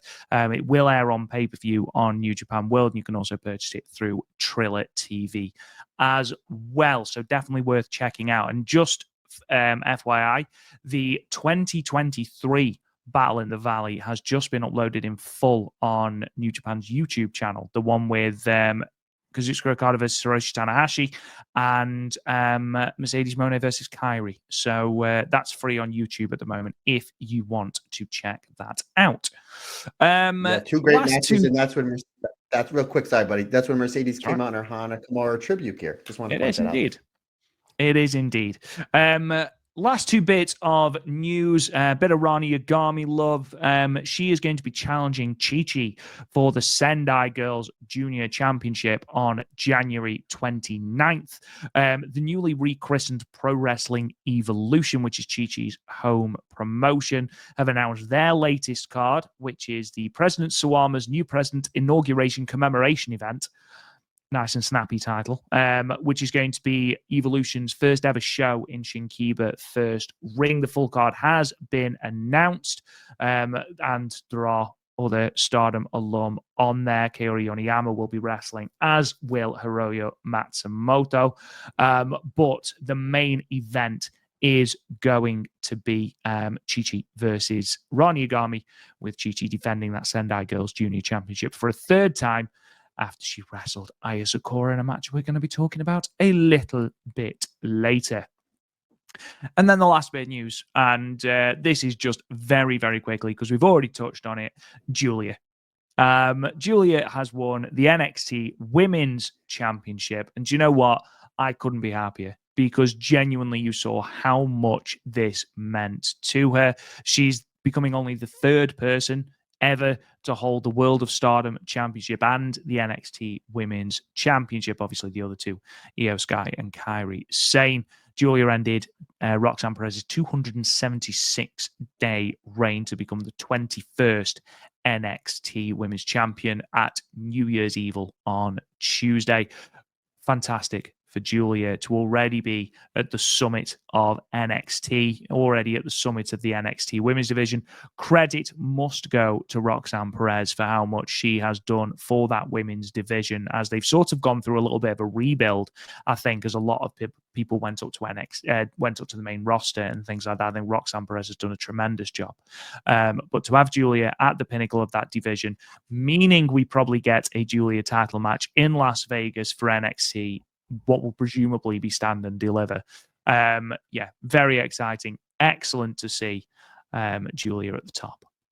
It's actually really funny because I know, like, I was going to watch this show live, and I was away just for 2 days for work, so I was kind of trying to finish up our little happy hour we had so I can go up to my room to watch said show. And I didn't know what match was on, but literally I get into my room, and Darren, our buddy Darren Chatton, sends me a message, and he said, Giulia versus Roxanne Perez was on first. It just finished. Literally, I had the remote in my hand and my phone in the other. He goes, it just finished. It was amazing. And I turned it on, and it was like it just finished. It's like, oh, the one match I wanted to watch. But I wound up watching the rest of the show, and it was a fantastic show. I haven't got a chance to watch it. Obviously, I'll watch it, and then we will report for a gaze at Giulia next week on the Marigold Standard. Yeah, but big congratulations to one Giulia, and a huge congratulations to Roxanne Perez. My guess is that she will be making her debut on the main roster because she's been ready for that spot for well over a year. I think they just kept her there to kind of have the glue to hold the women's division together, because if she would have left, there wouldn't have been as much firepower as there is now, and there's a lot of firepower, especially with Giulia and Steph Facker. So excited to see what Roxanne Perez is going to do on the main roster. Maybe she'll be part of a future Io and Kairi watch coming up sometime, Rob. That would be, yes, depending on which brand she goes to. But huge congratulations to Giulia, and I cannot wait to watch that match. No, absolutely great for Giulia. Also, Stardom alum Steph Facker, she became the number one contender for the Women's United States Championship as well. So we could potentially be seeing both women with gold around their waist very, very shortly. But with that, Matt Turner, that just about wraps up the news. Told you there was a lot. We are going to kick into the one show we're actually going to be talking about today, and that is Stardom New Year Dream from the 3rd of January. This show was emanating from the Tokyo Garden Theatre in Ariake. I believe, and I can't find where I've read it, but I'm pretty sure I have read it, that this is the first wrestling show to emanate from this arena. Stardom drew 2,034 people to the venue. It is the joint 14th highest solo promoted attendance in Stardom history, which is a good statistic when you consider they've run 1,027 shows, I believe, in their history. But, and this is all credit to Armani Shu on Twitter, this is a combined 6,077 between this and Dream Queendom 2024. And that number marks the highest attended 7-day stretch in the promotion's history. So great numbers again for Stardom. And it is worth noting as well that they drew over 2,000 people to the arena with no Stardom titles defended. So I think that in itself is a very good indicator of where Stardom is at the moment, Matt. Yeah, and Armani Show Exchange did a great job on giving us notes back and forth when we were on our live Dream Queendom podcast, basically saying what a huge draw Tam Nakano is. And again, if you go back to what we talked about in Dream Queendom, they sold out majority of that building with just Tam versus Saya. And this show was really kind of just built on Hi Mate versus Team 200K and Tam versus Unagi. So again, it's just like whether you like Tam or not, again, wrestling's subjective. You can't deny that this lady moves tickets. I mean, you really can't. She helped, again, and obviously I'm a huge Tam Nakano fan, but I'm actually kind of being somewhat serious here. The fact that these over 6,000 tickets, a lot of it was off off her back. You have to give the girl credit. You have to give the girl credit that she is one of, if not the biggest ticket selling draw in the history of this company. Because again, 4,000 tickets on the Kamatani, and again, this show no title matches. Well, obviously there's the Sendai Girls one. Obviously it's Wrestle Kingdom weekend, so that helps. But again, it was really almost two, because we didn't get the main event announced until a day or two prior. But I think just the Stardom name, again, obviously Tam is doing a great job selling tickets, and we know she sells merchandise. The Stardom name right now is huge. It's the biggest it's ever been. So I think that helps as well. Again, myself and Rob, we know, and a majority of our listeners, we know we're going to that Stardom show in Vegas, whether what date, time, or who's on it. The Stardom name is intriguing. If they announce tickets are on sale, we know, and we don't know who's on that card, we are still going to buy tickets. So that's another thing that I want to point out is the Stardom name is absolutely white and red hot. See what I did there? And the tickets are selling at a high speed rate. Look at that. Oh my God. Yes. What have you had for breakfast this morning, man? Protein shake, but same thing I have every day. I can't wait for people to hear you say that Tam is the biggest ticket drawer in Stardom history. I cannot wait for the angry people. The proof's in the pudding. Numbers don't lie. And I'm not even being joking. Like her and Mayu, they're the biggest ticket draw. And it helps that the company right now is as healthy as it's ever been. Yeah, so that helps too. Like when people say like Roman Reigns and Cody Rhodes are two of the biggest ticket drawers, well, the company right now is as hot as it's ever been, as comparing it to like Piper and Hogan. So that helps too. So you have to look at it at that way. But again, the Stardom brand is really, really on fire right now, and it's great to see. Absolutely. Let's go through the results then. So the first three matches did air on YouTube as part of the pre-show. So we open with a tag team match. The team of Mizuki Kato and Yuma Makoto defeated Rian and Hanoka, with Yuma Makoto submitting Rian with a modified Canadian backbreaker in 9 minutes and 15 seconds. In a tag team match with a result that really did surprise me, the God's Eye team of Lady C and Nanami defeated the Stars team of Sairida and Momokogo. Nanami pinning Momokogo with the Northern Lights suplex in 7 minutes and 11 seconds. Last match of the pre-show, tag team match again. God's Eye, Hina, and Ronnie Yagami defeated the team of Zones and Soy, with Ronnie Yagami pinning Soy after the beat strike in 8 minutes and 19 seconds. Onto the main card then, we opened with the tag team match with Athena and Tekla defeating Mina, Shirakawa, and Tay Melo. Athena pinning Tay with the Eclipse in 14 minutes and 21 seconds. We had a high-speed number one contendership 5-way elimination match. Saki Kashima defeated Yuna Mizumori, Kohaku, Waka Tsukiyama, and Motoi Hamabe by last eliminating Yuna Mizumori with the Kish Kasai in 15 minutes and 59 seconds.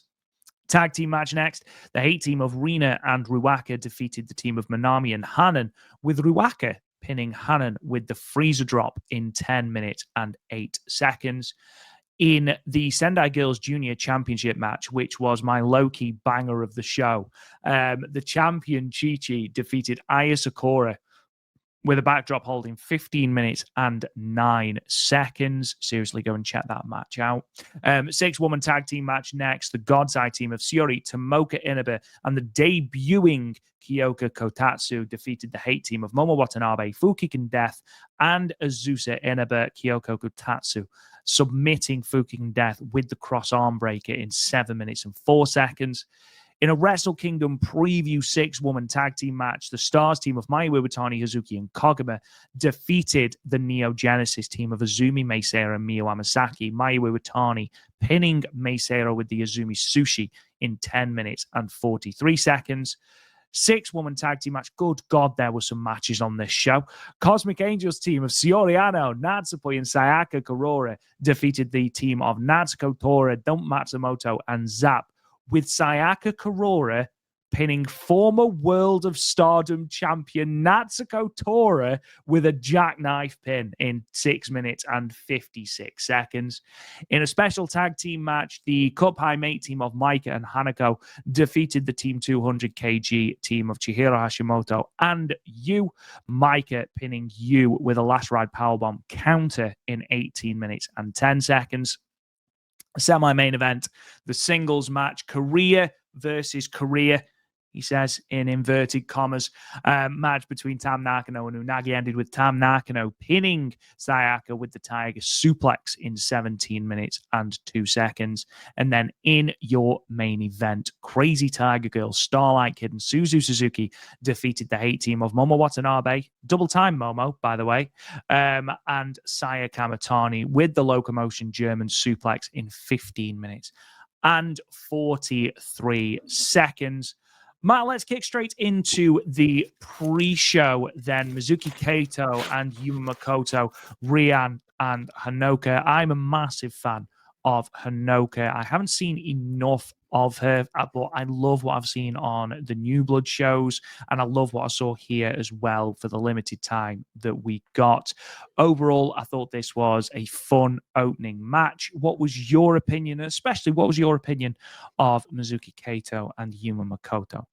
I thought Kato and Yuma, I thought they worked really well together, especially with Rian and Hanako. So there's some really good stuff here. Rian and Hanako had some really good tag team chemistry together. I would love to see these other 3 non-Stardom wrestlers in these New Blood shows, which always makes the New Blood shows really, really fun because we have some fresh talent that we haven't seen before or we've only seen a little bit of.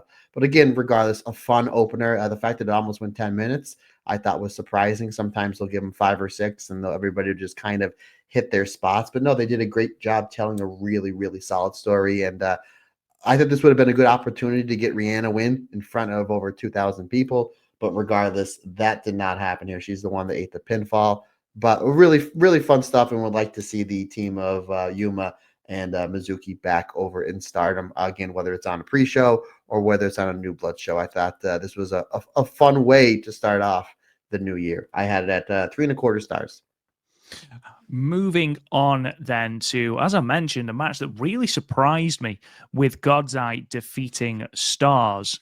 We do need to talk about these match graphics, by the way, which for our YouTube listeners are up on screen at the moment. The match graphics were tremendous for this show. They really were.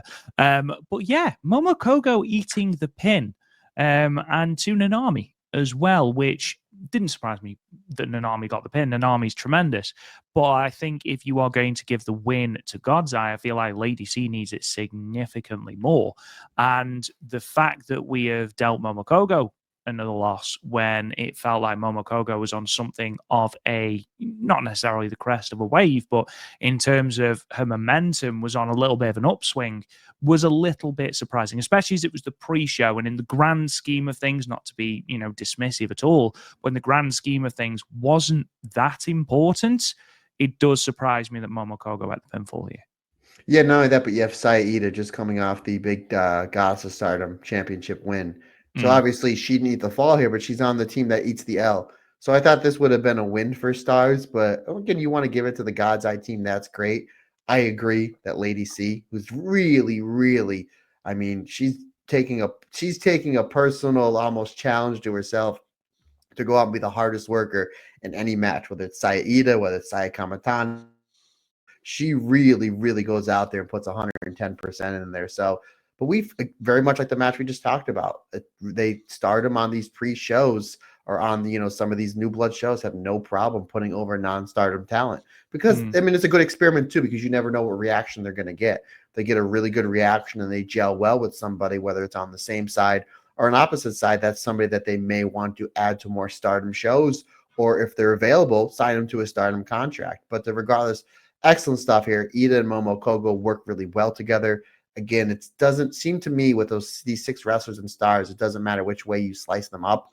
They always work really well together. Obviously, FWC is with FWC, Peach Rock is with Peach Rock, and obviously Wingori is Wingori. But when you mix and match them, it always still makes for a really, really good chemistry. Lady C and Momokogo, if you remember back in the summer, they had a really good match in the tournament for somebody to go to to qualify for the 5-star Grand Prix, and they pick up where they left off here. Their chemistry was really good. Not enough Saeed and Lady C violence for my liking, but regardless, a really, really good effort. And Nanami getting the win with a beautiful Northern Light suplex. I had this one at 3.5 stars.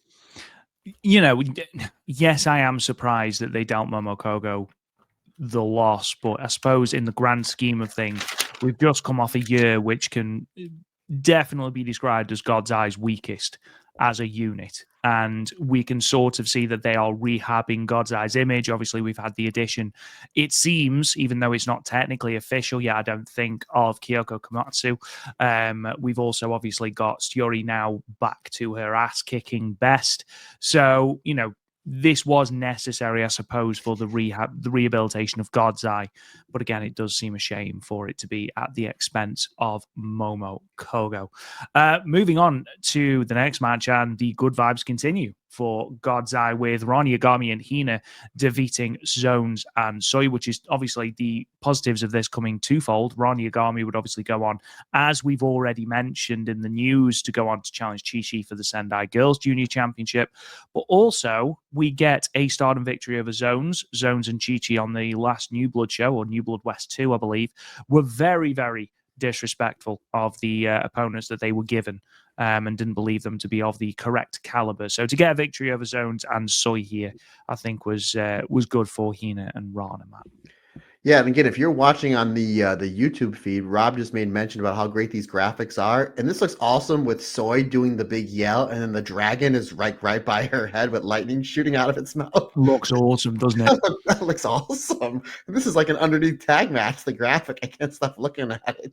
It's probably the best one. This one as well. Yeah, it's all down. Is it all downhill from here? I'm really intrigued. The main event's just black. there's 18 matches we have to go through, and I'm going to be looking at these backgrounds. Good, it's another reason why you should be watching on YouTube, other than our beautiful faces. But no, this is really good stuff here. I've seen Zones. I've been watching a lot more Sendai Girls because their stuff's been really, really good.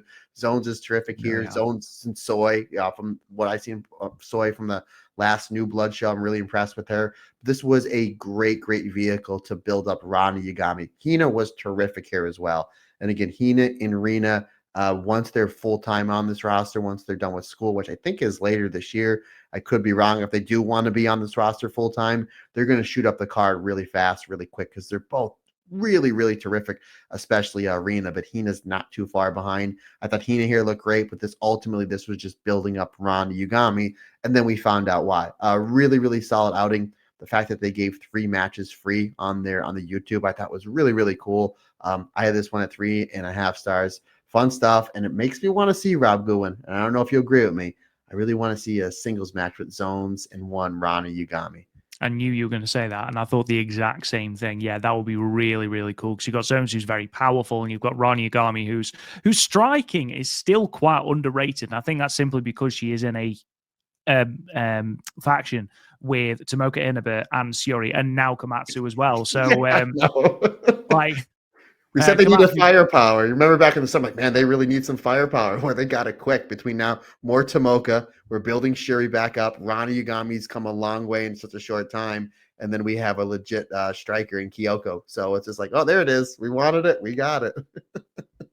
Just realized I've been calling Komatsu as Kotatsu, but I knew what I meant. Moving on to the opening of the main card, and I think this was a really good choice for the opener of the main card, not only because obviously it saw the debuts, or the Stardom debuts of Athena and Tay Melo, but also because it led to a huge angle in the confrontation between Athena and Tekla. There's a couple of things that I picked up from this, the first of which I would love to see more Athena in Stardom, and I know we are getting more in the next couple of sort of days, over the 11th, 12th, and 13th. She's on each of those cards, but I'd love to have her on an extended run because she fits so well on this roster, and I can't wait to see what she does in these preview tags. And I know it's against Hate, and it's going to be a very specific type of match, but hopefully before she goes, because she's going to go back to Ring of Honor. Obviously, she's the Ring of Honor World Champion, and with the greatest of respect, I don't see her dropping it to Tekla.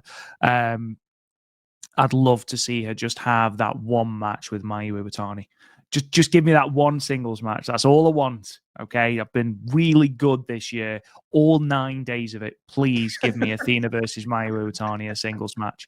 But aside from obviously Athena being great and having one of, if not the most aesthetically pleasing finisher in the entirety of wrestling, and I will die on that hill in the Eclipse. Absolutely, just God level tier finisher. I thought Tay Melo was tremendous in this. For someone who hasn't wrestled since March 2023, I think she did phenomenally well. I thought her transitions into submission holds were seamless. I thought she got over any sense of nerves that she might have had almost instantly. I thought the hair with the Brazilian heritage was excellent as well. And yes, she didn't nail the Mina Shirakawa dance to a T. She did, however, put more effort in than, say, Waka. I knew it. I knew you were going there. Poor Waka. Poor Poor Waka. Waka. We love her. Yeah, I knew this match was going to be good because obviously Tekla is doing a great job being a money drawing heel. Athena's on an insane run. Mina Shirakawa is on a really, really good run. And I cannot wait to talk to you about her match with Mercedes Mone from Wrestle Dynasty, which we're going to be doing in just a little bit because I thought she was great. So you're wondering what's going to happen with Tay Melo. Tay Melo was on a roll as a explosive baby face in AEW. They do the heel turn with her. To me, she just didn't feel the role as a heel. I think she's better as an underneath explosive baby face. She hasn't wrestled in 2 years because of obviously she has given birth and she's created a life. So it's like, I don't know what that's like. It's just like I get asked a lot on this podcast from you or our listeners, Matt, what's it like to come back from a neck injury or shoulder injury or your back or your knee? Because my body, and knock on wood, I haven't had any major injuries, but I've been bumped around quite a bit in 20 years of doing indies.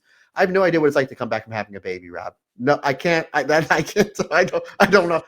I don't know. So there's your That amazes me. I know, really. But Tay Melo was great here, and they do a great job building a lot of the early shine in the match. And Tekla does a great job. Again, Tekla's like kind of your really big badass here because she doesn't mind bending and breaking the rules and getting suspended if it means destruction.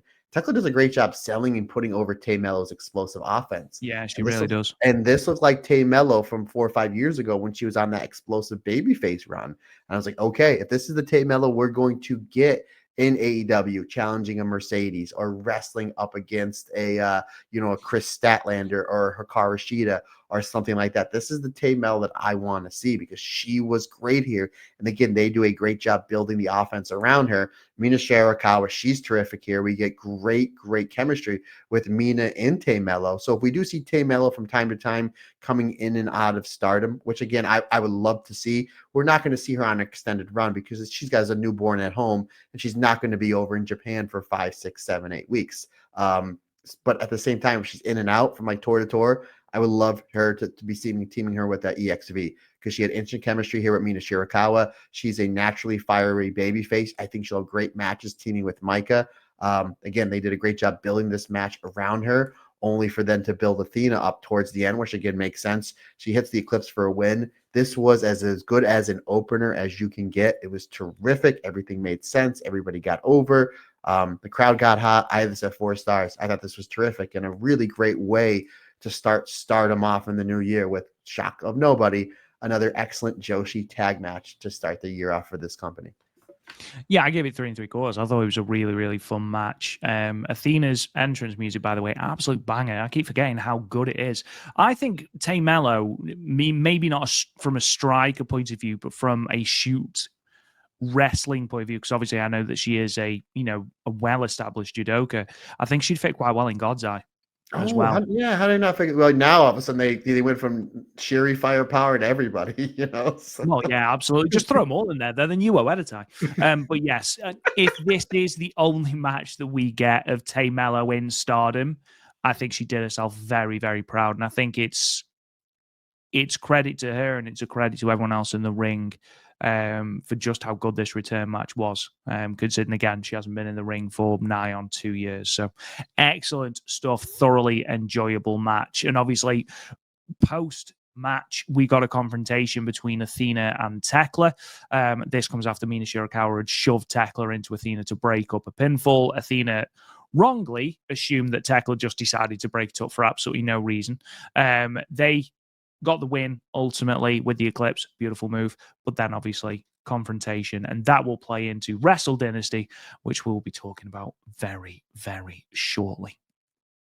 Moving on then, number 1 contendership, high-speed 5-way elimination match. Now, I believe this was initially supposed to be a battle royal. It did become pardon me, a 5-way elimination match. And again, star of the show has to be Saki Kashima.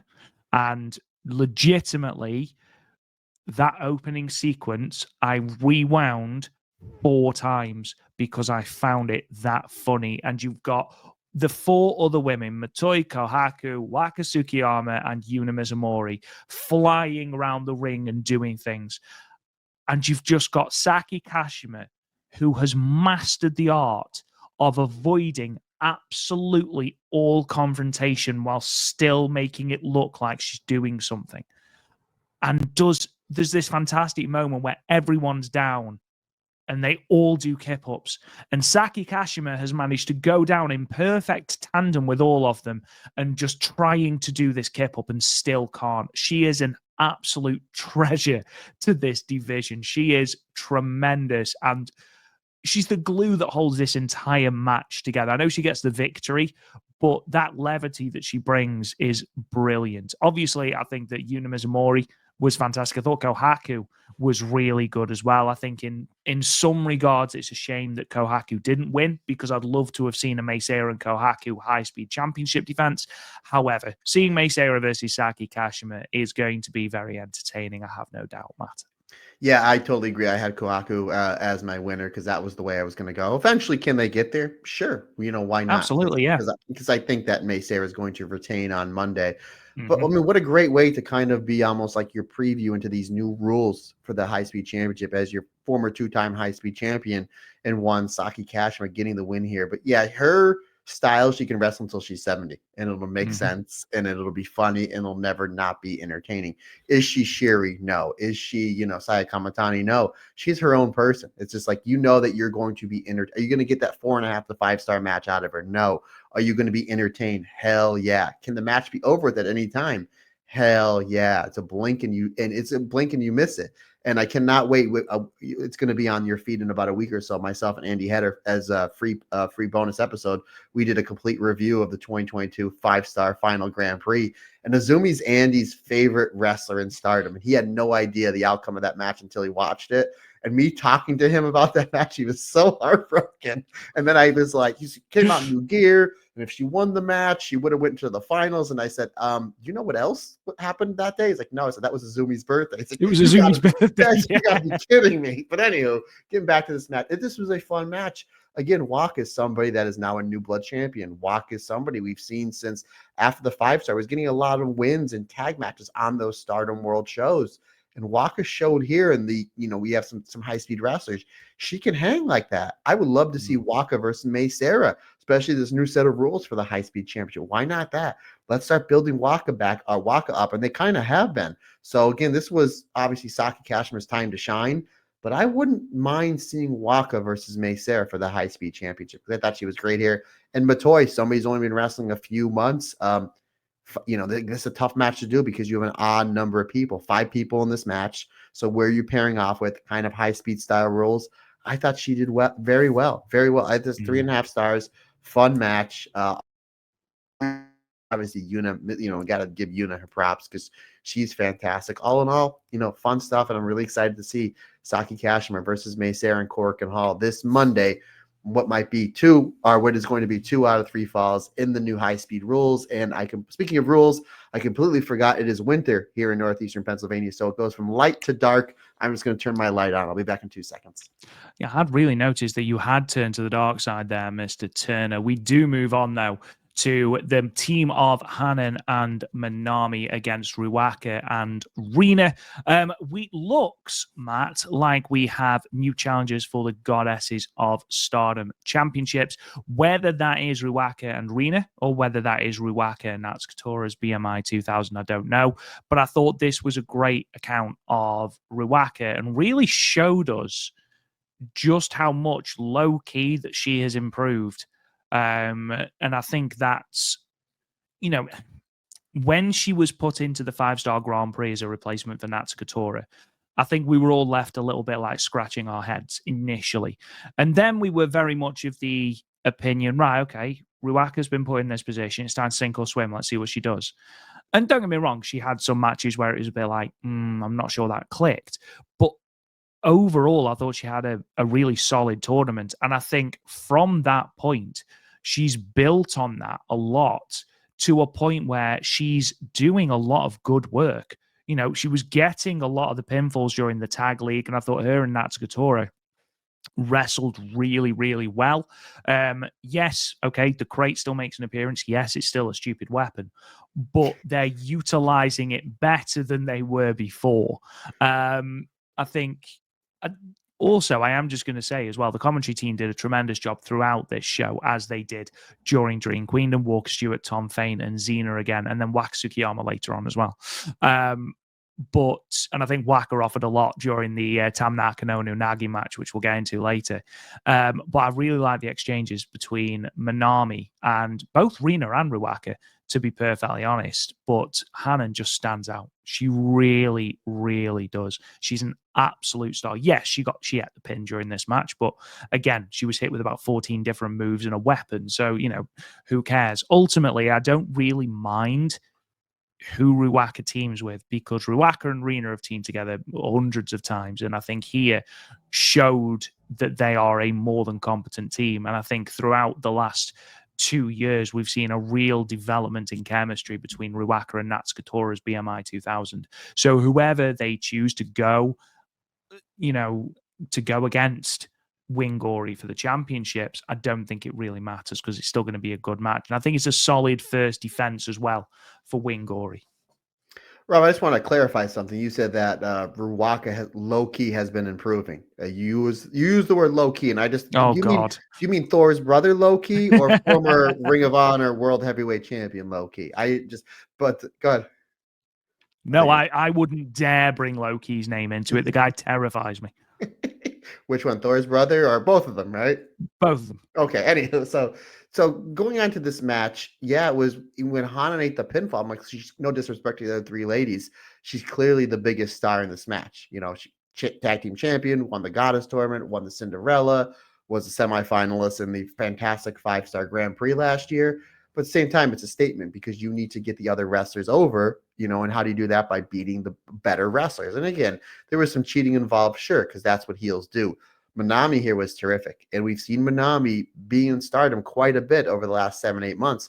She had low-key a great 5-star Grand Prix, and if she's going to be coming in and out of Stardom here or there, I would love to see her team with the other members of Stars, because I think she gelled really well with Hanan here. I think like her, Hanan, and Saida going up against a hate team on like a KBS Hall or a Corkin Hall show, I think would be really, really entertaining. But considering the fact that Rina and Ruaka, just as a solo tag, we can't be solo if you're two people, but just as a tag team, they really, you look at me with the English language, they really don't team up. So it's like, clearly they made a statement by pinning Hanan and then having Ruaka put the belt up in Hanan's face.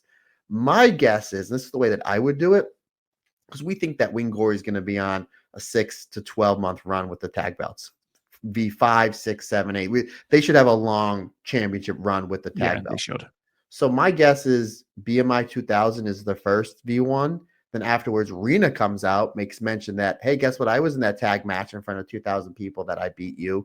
Rina and Azusa come out, and they're the next challenger. So you line up 1, 2. So you literally have them defeat a hate team to win the belts, and then a hate team as V1, V2, and then maybe you go to Neo Genesis, maybe you go to an FWC, maybe you go to a God's Eye team, something like that. But that's the way that I would do it. If they do Rina and Ruaka, I have no problem with it, because, again, for the limited time we've seen them as a team, they were really good here. And they're wrestling Wingori. They're going to have a really good match. But that's the way I would do it. I do BMI 2000, and then I would do Devil Princess.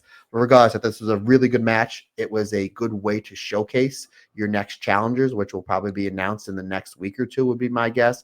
And again, Manami is somebody that's fantastic. I'm always impressed by her. And what can we say about Hanan that you haven't already said? She's a huge, huge star, and I'm expecting a big, big 2025 from her. 3.5 stars for me, my friend. Yeah, thoroughly enjoyable match. 3.5 stars from me as well. Moving on, then we have got, again, the Loki match of the night. This was such tremendous fun. Chii versus Aya Sakura, and what was effectively just 15 minutes of these two bludgeoning each other. And it was just so captivating. It really, really was. Aya Sakura puts in such a tremendous babyface performance, but Chi, what a star we have in the making in Chi. Like, obviously, I know limited stuff from Chi. I've seen her once, I think, in Sendai Girls, once in Pro Wrestling Wave, and then only her stuff in New Blood. But Jesus Christ, what a hard hitting, like, and a surprisingly hard hitting affair. Obviously, this was perhaps the hottest or the most aggressive feud going into this show, more hot than Tam and Unagi, certainly. This, had history behind it. They've had this sort of very condensed rivalry that seems to have only built since October. And they let out so much anger and aggression during this. And honestly, absolutely fantastic match. 4 stars, tremendous match. And if this is anything to go by, I am exceptionally excited for that match with Rani Yagami on the 29th of January. Yeah, you're absolutely right in everything you said, especially when you said this was low-key favorite match of the night, because it was low-key's favorite match of the night, because low-key throws a lot of kicks, and there was a lot of many kicks in the best way possible. Now, if you listen to the Marigold Standard this past week, first of all, thank you. But I made mention that I didn't start watching this show with notes until the Marigold show was over. So that was the Hi Mate versus Team 200K. But I was watching this on my iPad while I was doing notes for First Stream, and I had people as soon as this match was over, and I knew what the finish was, tweeting at me saying, "Man, I would love to see Chi in the 5-star. I think we should put Chi in the, why not? We had Manami the 5-star. Why can't we have Chi?" And I was like, all right, buddy, just relax. And then I watched this match and I was like, oh, I would like to see Chi in the 5-star Grand Prix. Or the Cinderella tournament, or both, because she was terrific. And again, I say a lot. It's one thing when you're good bell to bell. It's another thing when you're good curtain to curtain. She is so charismatic with the whole Barbie girl and the whole. Honestly, that gives her so many points. Once I realized that it was Barbie girl playing, because obviously with her being outside talent and Stardom not having the rights to the theme, they mute her entire theme. And when she came out, they muted it so you didn't hear anything. On the way out, we had the last bar that was unmuted. I was like, oh my God, does she come out to Aqua, Barbie girl? I love her even more now. Like, genuinely, what a perfect entrance song. And I don't think they muted on Wrestle Universe, which is weird because I don't think they have the rights to that. But Paul Heyman did it in the 90s. But anywho, with ECW, but it's one thing, no disrespect to Sendai Girls. I love in Sendai Girls. It's one thing to do it in Sendai Girls. It's another thing to do it on this big Stardom Bushiroad produced stage and have all that. So it's just like, oh, boom, there it is right there. But you have that, and again, we've seen every single one of Aya Sakura's matches, and she's constantly getting better and better and better. And then we were blown away by what her and Yuna Mizumori did in the tag league. We're like, oh boy, this Cosmic Angels team is stacked, and she's going to have a really, really big 2025. And what a great way to start it, because I knew this was going to be good. You know how I knew it was going to be good, Rob? Match starts off, big lockup. Big lockup. And I'm glad, considering the one thing I was like, okay, this will be a good match.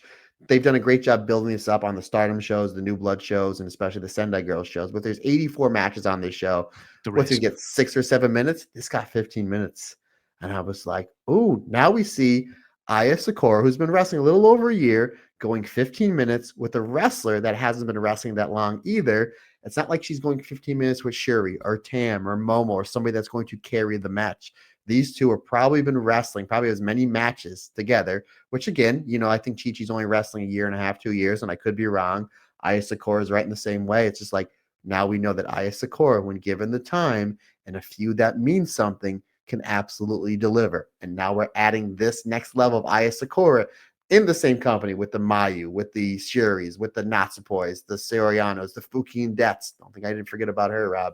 So now it's like her stock has gone up so much just in this match alone. And again, Chi-Chi's fantastic. And the Stardom Brass was watching this match and they were blown away just like how we were. And like, we need to bring her in more because they have a really great working relationship with Sendai Girls. Again, I would love to see Chi-Chi in some of these big tournaments. Put her in the 5-star. Can you imagine? I mean, just think of just the matches she can have with the Tomoka Inaba, with the Zeus Inaba, with the Rina, with the Hanan. I mean, there's Soriano. There's so many great matches you can have with Chi.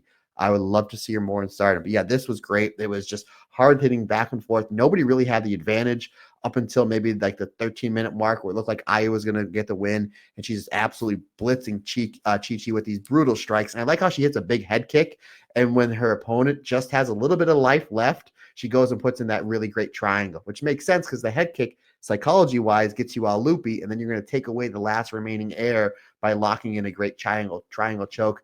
I thought that was great. I thought Aya was, even though I knew who won, I went back and watched it, and I was like, was I just loopy from next to no sleep? Because I was like, this should be the finish. Ultimately, though, Chi shows some great fighting spirit, some great heart. She's able to come back with a huge boot and a wicked backdrop suplex for a 2 count. And then she follows it up with another crazy high angle backdrop suplex, 4.25 stars. I thought this was great. And I was like, yes, more Chi. Rani Yagami comes out. So now we're going to see Chi and Rani Yagami. Fortunately, will not be in the Stardom ring. And I don't think it's in a Sendai Girls. I think it's Pro Wrestling Evo. I think that's where they're doing this at. Yep, Pro Wrestling Evolution at President Sawama's inauguration commemoration for something else Asian event on the on 29th of Jan at Shinkiba. Yeah, if anybody knows how we can watch that, because I don't think that is on part of our Wrestle Universe. If any of our fantastic listeners who you guys know how to send the smoke signals out to me and Rob Goodwin, let us know, because I really want to watch that match. But however, Stardom World's been doing a great job getting up the Stardom wrestlers and outside talent on Stardom World. They just released like 7 or 8 matches from Sendai Girls. Yeah, they have very recently, so they're all in the archives for you to go and watch. Moving on, then, we have a 6-woman tag, the debut of Kyoko Kotatsu in Stardom, and obviously the first of Momo Workhorse Watanabe's matches of the evening. How do you think Kotatsu fared? I think I might know the answer to that question, Matt. Slightly above average. No, she was terrific. They did a good job highlighting her in this match. She's got a really cool kick exchange with Momo Watanabe, which I obviously love. Obviously, we got more Azusa and Tomoka violence. We got a little bit of it on that Cork and Hall show right before the end of the year. We got a little bit more here. So hopefully we're having this huge feud with God's Eye versus Hate. Let's do something with Tomoka and Azusa. Like they're sprinkling a little bit here and there. Hopefully we just get like maybe a straight tag match and then a singles match. I think that would be good. Again, Momo Watanabe was great. I don't know if you noticed, but towards at the end of this match, the camera did focus on Shuri and Momo beating each other up on the outside. So hopefully, Rob, we've been waiting for a big Shuri Momo Watanabe singles rematch. Obviously, we had that great match in the finals of 2021 5-Star Grand Prix. We had a great match about a year later for Shuri's World of Stardom Championship. We're waiting because Shuri's big match, Shuri's unmatched, and Momo Watanabe is arguably hotter than she's ever been. And I love the finish of this match with they did a great job highlighting Kyoko Kotatsu's shoot style background. And I like how she hits that 1-2 kick to Fukigen Death and then puts her in that modified knee bar with the cutting bone up into the knee of the clown. And when you can knock out and tap out a space clown, your star friend in front of 2,000 people, that's just as good as winning the red belt, in my opinion. And I mean, arguably better. Yeah, you know what? I think you might be right, because it's one thing to win the red belt, but it's another thing. Shuri has never in her red belt run, has she ever knocked out and tapped out a space clown? No. Has Maika? No. Io Shirai? No. Giulia? No. Kyoko Kotatsu's did something. So I mean, huge badge of honor, my friend. Ultimately, though, this was a really fun match. I wish it would have went a little bit longer. I understand for 2 reasons why it didn't. 1, Momo's in the main event. 2, we're 94 matches on this card. Really good stuff, and I'm excited to see what she's going to be doing on this weekend shows, because she's got a lot of good opponents she's across the ring with. And again, I mean, just look at that. Look at look at this graphic. Shuri, killer. Tomoka Inaba, killer. If you don't know, you know now. Kotatsu, killer. Azusa Inaba, killer. Momo Watanabe, killer. And then you have a clown that literally has death in her name. I mean, absolutely, of course. 3.5 stars for me, partner. I loved I mean, yes, I would have loved to have seen this go a little bit longer, but I think the fact that it didn't actually worked in its favor, because Kotatsu has absolutely no time for Fukigen Death shenanigans at all. And the moment Fukigen Death tries to like do the silly thing she normally does, Kotatsu submits her almost instantly. It's great. I really enjoyed that, no nonsense finish. And it was a very much a, right, I'm here and I'm here to be serious. None of this for Fukigen Death nonsense. I am here to submit clowns and take names. And I'm a big fan of that. That's the new T-shirt. It's just going to be her with the knee bar on the Fukigen Death. I'm here to submit clowns and take names. Kyoko Kotatsu. And that's exactly what God's Eye needs to be. That's Absolutely. Exactly what we made mention this a couple weeks ago when they first formed with Shuri, Mirai, Ami, Sori, all killers. And like, I love Hina. I love Lady C. It's just like they're getting there. Like they're good bottom of the rung wrestlers for God's Eye, but they're not the killers like these three are. Again, I think Lady C and Hina will be New Blood champions sometime this year, and hopefully so, because they're one of my favorite tag teams in Stardom. But this team that we're looking at the graphic here on the left, buddy, that's what God's Eye to me is. Just absolute killers. No nonsense. We're here to kick ass. We were talking about rehabbing Image with the Lady C and an Army victory over Sayurida and Momogogo.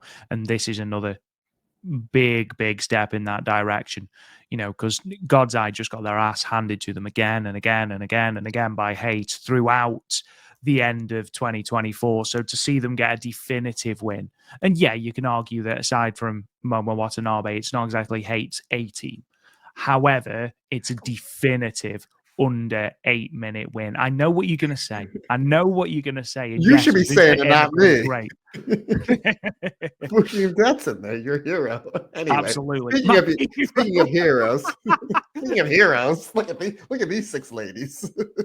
This was just 10 minutes of pure unadulterated fun. This was fantastic. And Cocky Mayu came out, which I'm such a huge fan of. Obviously, Stars versus Neo Genesis, that Wrestle Kingdom preview tag. We knew this was going to be great. We had it postmarked as, we had this marked out as a potential match stealer. And even though it didn't potentially steal the show, it was certainly a tremendous matchup. No one disappointed. And that closing segment, obviously, we saw Azumi get the decisive pinfall at Dream Queendom. Here it was Mayu employing the Azumi Sushi on Mei Seira while staring directly into Azumi's face and smiling, just this horrible condescending grin. And then, of course, afterwards, just pats her on the head, just really drilling home that Mayu thinks of Azumi as nothing more than her younger. Yes, she's grown, but you're still not on my level. And it was great. This match was the perfect vehicle for the match the next day. This is like the perfect 3-match build-up. 3 matches with Mayu and Azumi over this weekend. You had the great 8-person tag at Dream Queendom. And then this, in my opinion, 6-person was even better. And then we'll get Dream Queendom. This match was even better. And then we get that fantastic match in the Tokyo Dome, which we're going to talk about in a little bit. This is great, just building. Obviously FWC, in my opinion, they're the best tag team of all wrestling. This Mayu Iwatani, she's pretty good, Rob. She's pretty good. I have heard. Miyu Amasaki, she played her role terrific here. And Mei Seira was great. Mei Seira was absolutely terrific. And she's somebody that just keeps on a roster that's this stacked. It's easy to get lost in the shuffle of the Mayus and the Natsupois and the Tams and the Kamatanis, where Mei Seira is like one of my favorite wrestlers on this stacked roster. This is just really great. Stars does double team work and triple team work almost better than anybody, but Neo Genesis is really coming in, white hot as far as the teamwork goes. So you have like teamwork versus teamwork.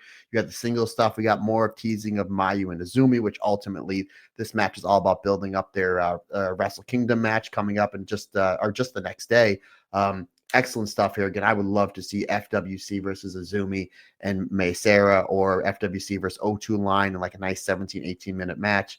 And I don't know, Rob, and I think between me and you, we've seen every 3-dom dropkick ever. Have we ever seen it countered? Because Mei Seira countered the 3-dom dropkick, which I was like, wait, what? And the way she did it was like she almost like floated on air, which I was like, she's just unbelievable. And then ultimately her and Mayu have this great back and forth with then Mayu doing the Yuzumi Sushi. Again, I thought this was great. I actually like this better than the 8-person tag at Dream Queendom, and I really, really like that one. I had this at 4.25 stars. I think this was just another great match on a fantastic show here from Stardom. Moving on then to what was a surprising match in a lot of ways. It only went 6 minutes. Well, 6 minutes, 56 seconds. Dun Matsumoto took some bumps, which I don't think any of us anticipated her doing at 60 plus years of age. Even her, yeah, because Saori Anou was making sure she was going over. It did not matter that Dun Matsumoto didn't realize she was going over. Taro Okada got brought into the match, got smacked on the shoulder with the kendo stick. Dun Matsumoto did not pull anything from that either, as well as a proper shot to the shoulder. But yeah, a vehicle for Sayaka Kurora. Absolutely brilliant, Matt. You're forgetting the biggest thing that happened in this match. Daichi was bleeding. Oh my God! Yeah, he got forked in the head, didn't he? I forgot about that. Yeah, he got forked, and then he finished the match. What a trooper! He was bandaged up in the main event. Yeah.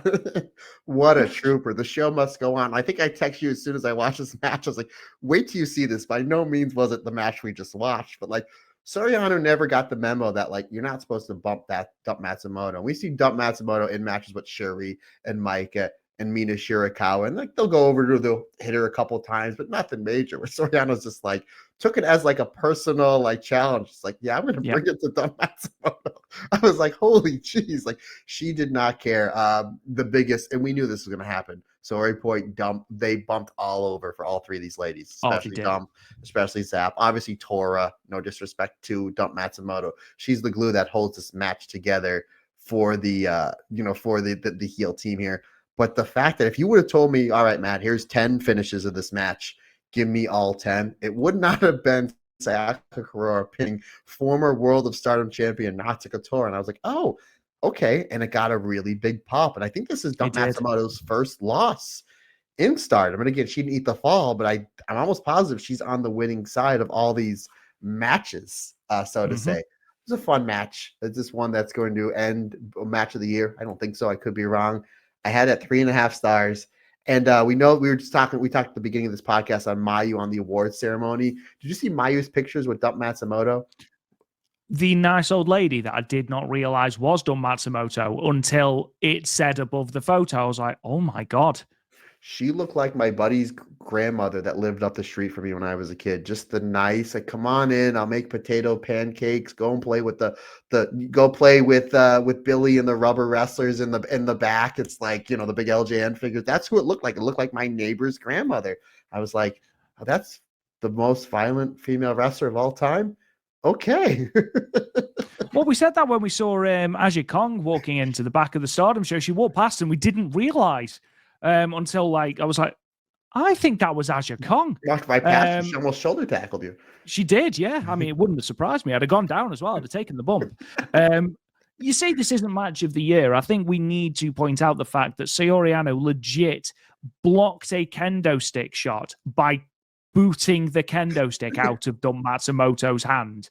I was like, this is insane. What is she doing? But the main point of this, I feel like, was, as I mentioned, a vehicle to gain, Sayaka Kurora over, which is brilliant. I love the fact that we're getting the focus on Sayaka Kurora. And we did that even more at the end because Dun Matsumoto took to the microphone, challenged Sayaka Kurora to appear at the Gokuaku Festival in Shinkiba First Ring, not Shinjuku Face, which is what Dun Matsumoto said before realizing she got it wrong, on May 25th.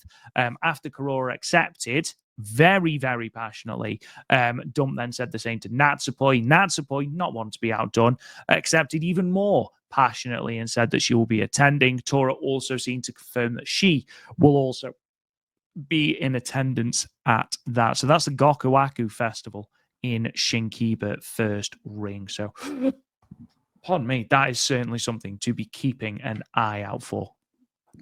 we're getting close now to the end of the card, the 845 matches that Stardom decided to put on this pay-per-view. But Kopai Mate versus Team 200 KG. These have a better match in them, and it was still great. This was really, really good. I'm sad to see you taking that indefinite hiatus. I'm not taking a hiatus. What are you talking about? I apologize. I'm so sorry.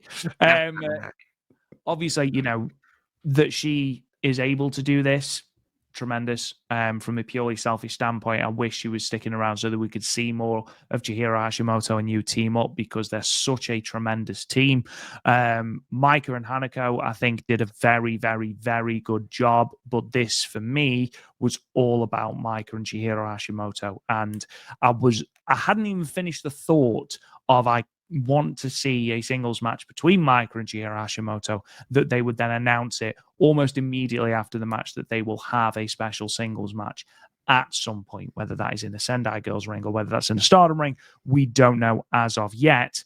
But this match, it was just heavy hitters being heavy, and I loved it. Yeah, you figure they would do it in a Stardom ring, but at the same time, they built up that Shuri versus Miko Wada match, and they did it in a Sendai Girls ring. And I'm like, oh, how come you didn't do that on a? But regardless, yeah, you're right. And I don't know if you got a chance to see it, but I think it was a couple days after this that it was Team in Sendai Girls. It was Team 200K versus Meiko Satomura and Takumi. No, I'm sorry, Miko Owada and Takumi Iroha, and that was really, really good. This is a match very much like how I mentioned on the Marigold Standard with Utami and Sorry. I started to peter out a little bit because I was in this chair for over 6 hours. That I was like, I need to go back and watch it because for out of respect of these two teams. I originally gave it 4 stars, but I was really tired. I went back and watched it and bumped it up to 4.25. So I agree, this match was really good. They have a better match in them, which is crazy to say because 4.25 stars is a really good rating. I thought Hanako here was terrific. I thought Yu was great. I thought the commentary was good. I like how Walker Stewart is a huge fan of the Yu steamroll. Like he got really excited when she was going to do it, and then he popped when it happened. But you're absolutely right. I mean, it was a great tag match. It was great single stuff breaking down. But at the heart of this match was Mike and Chihiro Hashimoto. I was like, ooh, it almost seems like they're using this big show in front of 2,000 people to as an advertisement for Mike and Chihiro Hashimoto. And guess what, Rob? Boom, it was right there. Wrestling can be so simple sometimes. I would love to see once Yu decides to come back to wrestling, I would love to see this as a rematch, but I really want to see Micah versus Chihiro Hashimoto. Somewhere down the line, I think we're going to see it. Maybe we do a 2 or 3 match series in Sendai Girls and Stardom. That might be the way to go with it. I mean, you look at Suriano and Miko Wada, all those matches spread across 2 promotions. They made sense. They drew money. And they were all really well. So again, maybe I'm being a little greedy and I want to see it more than once. Regardless, we're getting it. We're getting it sometime soon.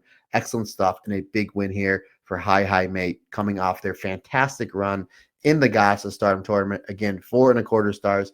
Great stuff. But ultimately, this is just a vehicle for everybody to get excited because we are getting a great Chihiro Hashimoto versus Micah match. We made mention when we did our live podcast last week or 2 weeks ago. Where does Micah go from here after, she lost the red belt? She lost the red belt. She lost the red belt match to Tam. She lost that hardcore match to Tora. Where does Micah go from here? I'm good when she's going to a program with Chihiro Hashimoto. I think that's pretty good. Absolutely. Moving on then to the Korea versus Korea match. Tam Nakano versus Unagi Sayaka. Now, it is worth pointing out that the Korea versus Korea, as we mentioned in the preview, is Tam Nakano's name against Unagi ever wrestling in Stardom ever again. Obviously, Unagi took the pinfall, therefore she will not be in Stardom ever again. Apparently, though, this is pro wrestling, so take that with a pinch of salt.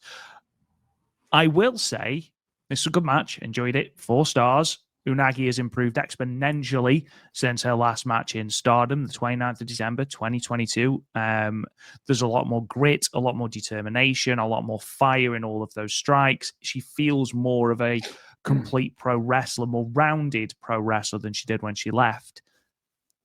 I don't think the Tiger Suplex was supposed to be the finish. Yeah, that seemed really weird because it seemed like she kicked out, like she Goldberged it and kicked out at 3.1.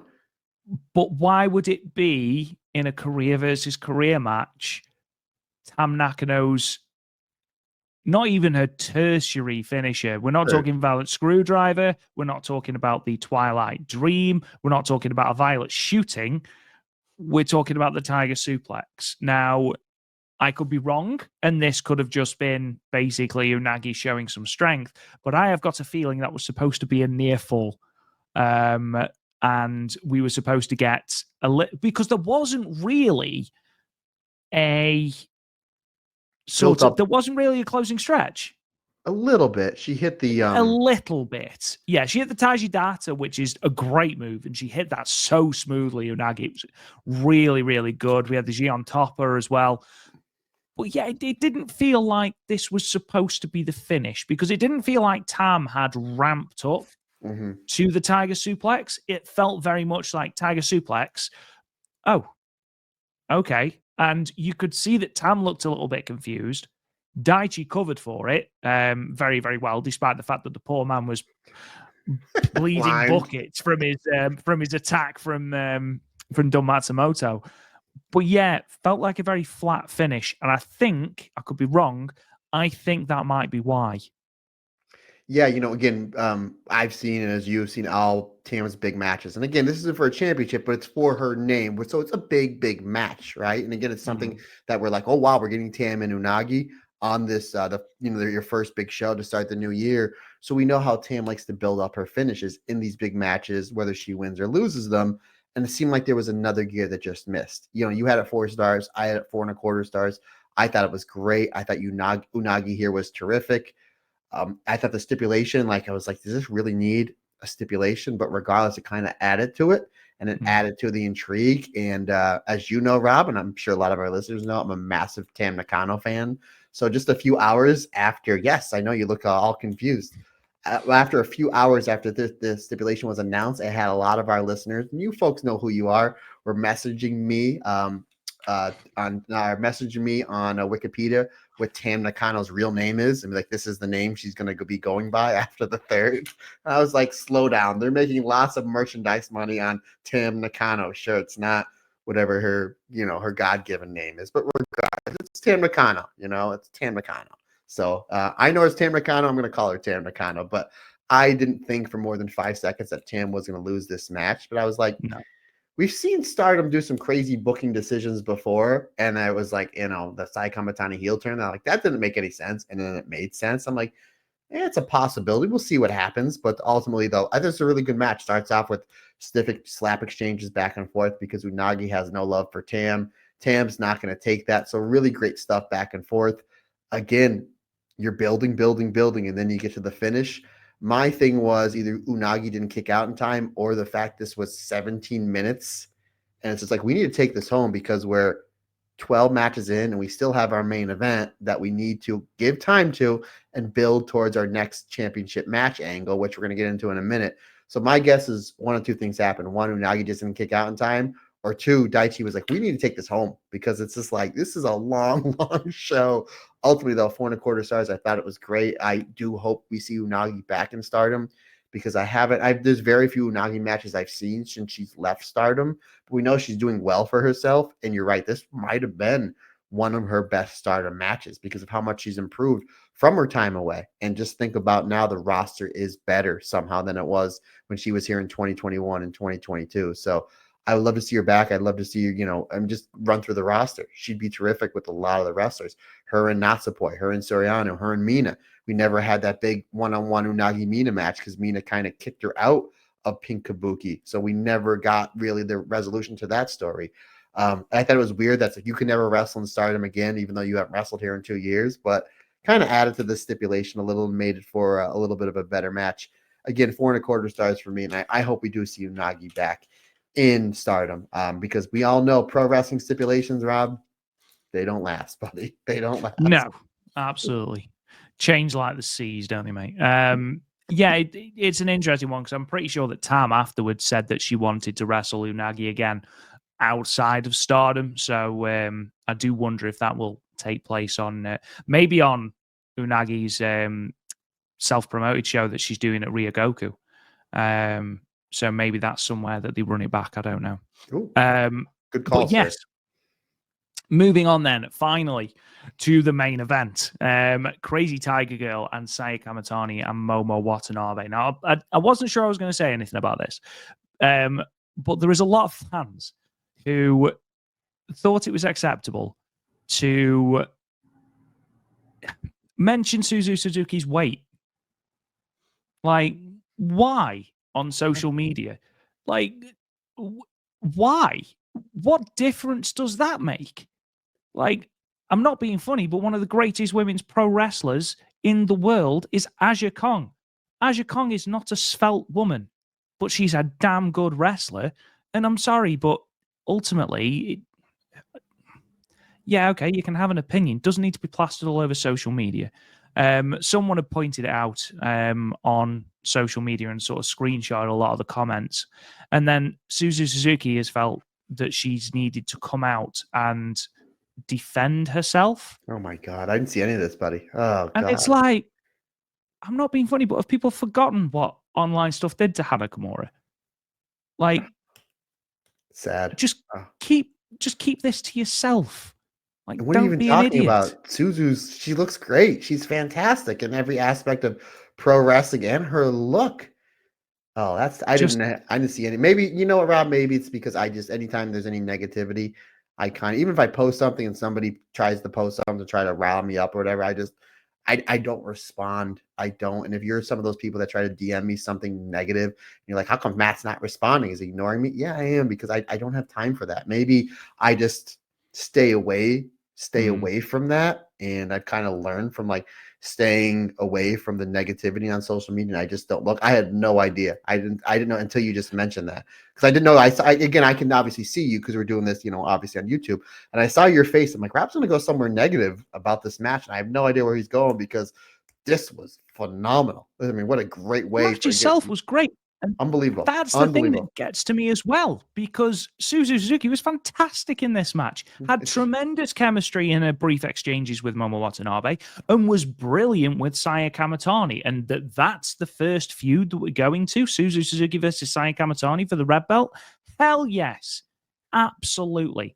And it was the fact that Suzu Suzuki then posted something, sort of feeling like she had to defend herself. And it's like, what are we doing? What are we doing? Does it really matter? No. And this is why social media does my head in. In fact, I logged on to Facebook for the first time in God knows how long, because someone had messaged me on Facebook Messenger. So I needed to log back in. I haven't been on Facebook properly for years now.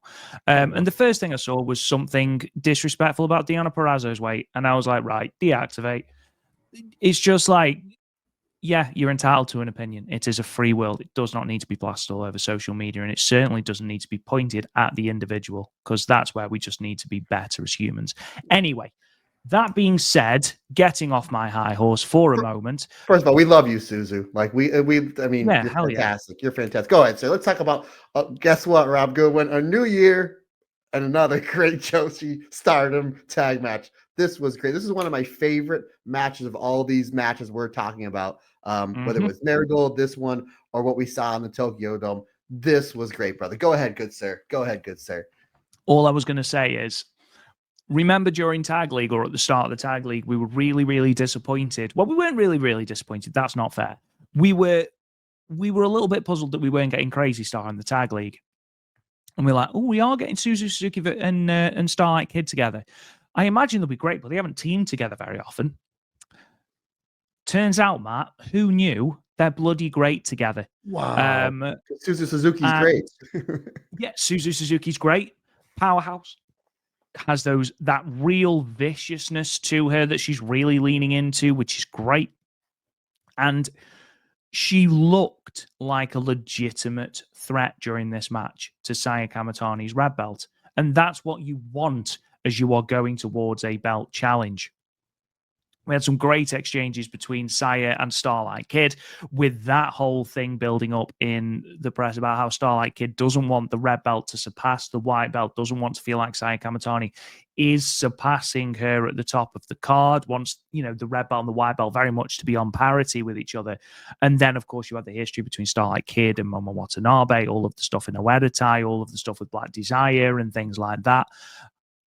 This was brilliant. And again, you running a 13-match card with no title matches and 2 singles matches out of 13 matches, and it was still a great show. And to main event it with this, which was absolutely phenomenal, really, really, really topped off a very enjoyable show for me. There's a lot of great stuff coming out of this show, especially this match. Before the bell even rings, we know we're getting a Saya Kamitani versus Starlight Kid feud without them even wrestling each other. Because the way it looks like it's going to be, they are going to be, the way that this is set up and the way this is printing money for Stardom, Saya Kamitani has a championship match, Starlight Kid should have a championship match. And they need to close every show, white belt, red belt, white belt, red belt. Very much like we saw at Dream Queendom. So you're telling me we're going to get the level of quality wrestling we got at Dream Queendom, Starlight Kid, semi-main event, defending the Wonder Belt, Sai Kamitani in the main event defending the red belt. If that's because that's to me what this looked like. And you can do that. You know why, Rob? The Stardom roster is pretty damn stacked. It is quite good, yes. Pretty damn. When this was announced, I was like, "Ooh, this is gonna be really good." And when they ran the beginning graphic, this was the main event. My instant thing was like, they're going to do Starlight Kid versus Momo Watanabe for the white belt. Now, they didn't tease that just yet, even though Momo did win the International Cup. We'll get into that. And they're definitely going to do something with Suzu versus Saya Kamitani, which clearly they did here. But I was like, before the bell even rang, they're going to have a rivalry, Kid and Kamitani, without them really even wrestling each other in a singles match. And that's fine because it's like, who's going to have the better match? Who's going to top who? Almost like Kamitani and Shiri in 2022 did without them even really knowing it. Like, who had the better match? Was it Kamitani as the Wonder or was it Shuri as the World? And they were both subjective because they were all really good. And then we were throwing Azumi high-speed championship matches on these pay-per-views. So, how lucky were we in 2022 and now? This was great. It was great back and forth stuff. Obviously, again, great tag stuff. Momo and Saya Kamitani are really good as a team. Starlight Kid and Suzu gelled really well over that tag league. In my opinion, this is their best tag match they've had thus far because it felt like a big, important main event. And again, the fact that we're 13 matches in, they put this quality level wrestling in, and the crowd was the hottest for it at this point. You would have forgiven if they were a little bit tired, right? But they really, really were into this one. Momo Watanabe, once again, misses an apparent kick and kicks Saya Kamitani. So they're like, ooh, there's that there. There's the missed back shot that eventually sends Momo Watanabe to the outside. Starlight Kid rallies Suzu Suzuki, who's taking all this punishment from Saya Kamitani, hits the Asai moonsault. Perfect position for that move because it's Starlight Kid's big wow move and basically takes Momo Watanabe out of the match. So then you see Saya Kamitani she comes up so she hits the Asai moonsault. So like, I know Momo and Starlight Kid are done for the rest of this match, as well as they should be, because they're getting towards the end. And I'm sitting there thinking the perfect finish of this match would be Kamitani eats the bat, and then we get the locomotion German, and that sets up. So not only did I already had this in my head. Not only do we get that, Kamitani goes for the springboard plancha. She gets hit with the baseball bat. Now you might be saying, wait a minute, Matt. That's cheating, right? Suzu is the babyface. She's using a weapon. You're right, but who brought the weapon into the ring? The heels. Who used the weapon first? The heels. They literally brought the weapon into the ring that in the end of the match bit them in the ass and cost them the fall. That makes the baby faces even better and make the heels like, ha, you tried to cheat. You got away with it once. And when you went to go cheat again, that same weapon that you used cost you the match. I thought it was beautiful. Saya Kamitani arguably has the greatest springboard whatever in the history of wrestling. When she does that springboard plancha to the floor, it literally looks like she's hanging in the middle of the ring. When she does it as a springboard dropkick or the springboard high cross body, I would say nobody's booing that because it's so beautiful. She goes to do it.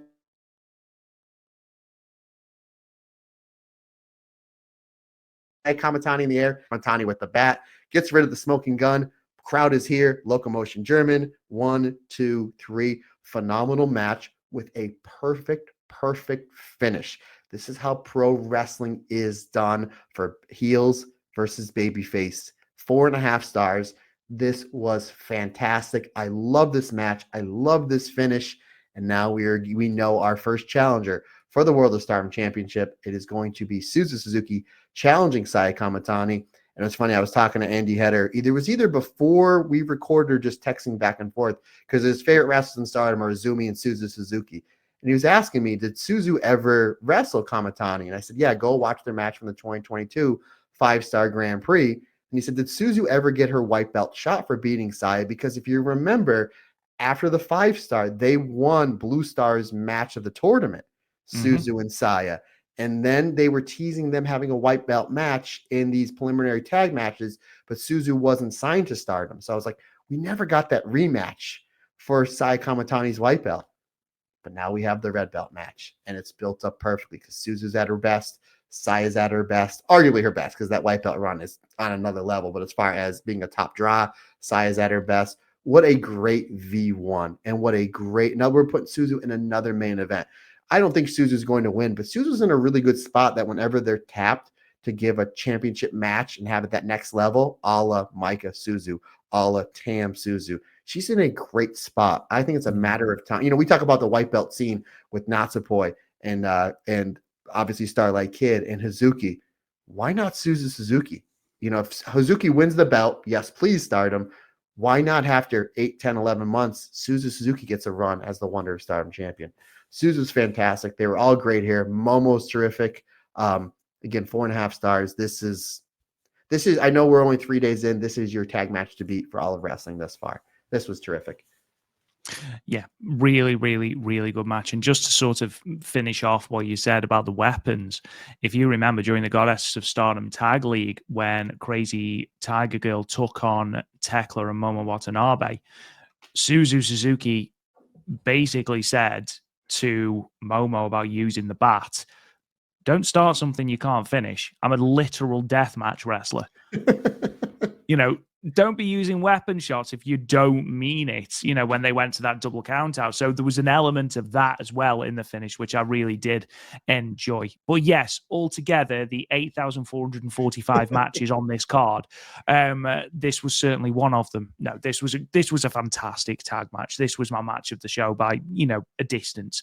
And there was some really good matches on this card, but this was absolutely brilliant and really does highlight why Stardom multi-woman matches, whether their tag matches 6-woman tag or 8-woman tags, are so damn enjoyable. However, we aren't done there. We aren't done there at all because, of course, this was Wrestle Kingdom week. And, of course, we had, Matt, I don't know if you know this, we had some Stardom representation at Wrestle Kingdom. Of course we did, because it was Mayu Iwatani versus Azumi. Mayu Iwatani retaining the IWGP Women's Championship 9th title defense, which puts her at 600 and I can't remember off the top of my head, but it's 630 something days she has now held that belt for. She is about 100 days behind Kazuchika Okada's IWGP World Championship reign. She is also 3 title defenses away from leveling with Kazuchika Okada's title reign, which is, of course, her ultimate aim with this belt. She retains here with the 2-step dragon in 8 minutes and 46 seconds. We knew they weren't going to get a lot of time, Matt, when it was released that they would be coming in second on this card. However, in Mayu and Azumi, you knew that they didn't necessarily need a lot of time. They got more than Tam and Kairi, which... there you go. And actually, I don't feel like this match suffered from not going 11, 12, 13, 14 minutes, because what we got was an explosive exchange between two wrestlers who seemed to thrive on that condensed, breathless wrestling match. And what we got here, like I say, was absolutely fantastic. A back and forth between two of the best in Stardom, a thoroughly, thoroughly enjoyable title match. Is it a surprise that Mayu Iwatani retained? Maybe. I would argue that, I mean, I know we're not quite of the same opinion here because you think it should be Momo, but I do think that they are certainly priming Tam to be the one to take the belt off Mayu. When that happens, I don't know whether that is All-Star Grand Queendom in April at Yokohama Arena. That's certainly a match for that venue. You know, Tam's first ever singles victory over Mayu. You know, that's a story that's been going for the longest time. But for this match, before we go into the realms of fantasy booking and stuff, what a platform for Azumi. You know, Mayu is a star. We know Mayu's a star. Mayu is the icon of Stardom. But Azumi felt like a star. She had that aura. She had those people.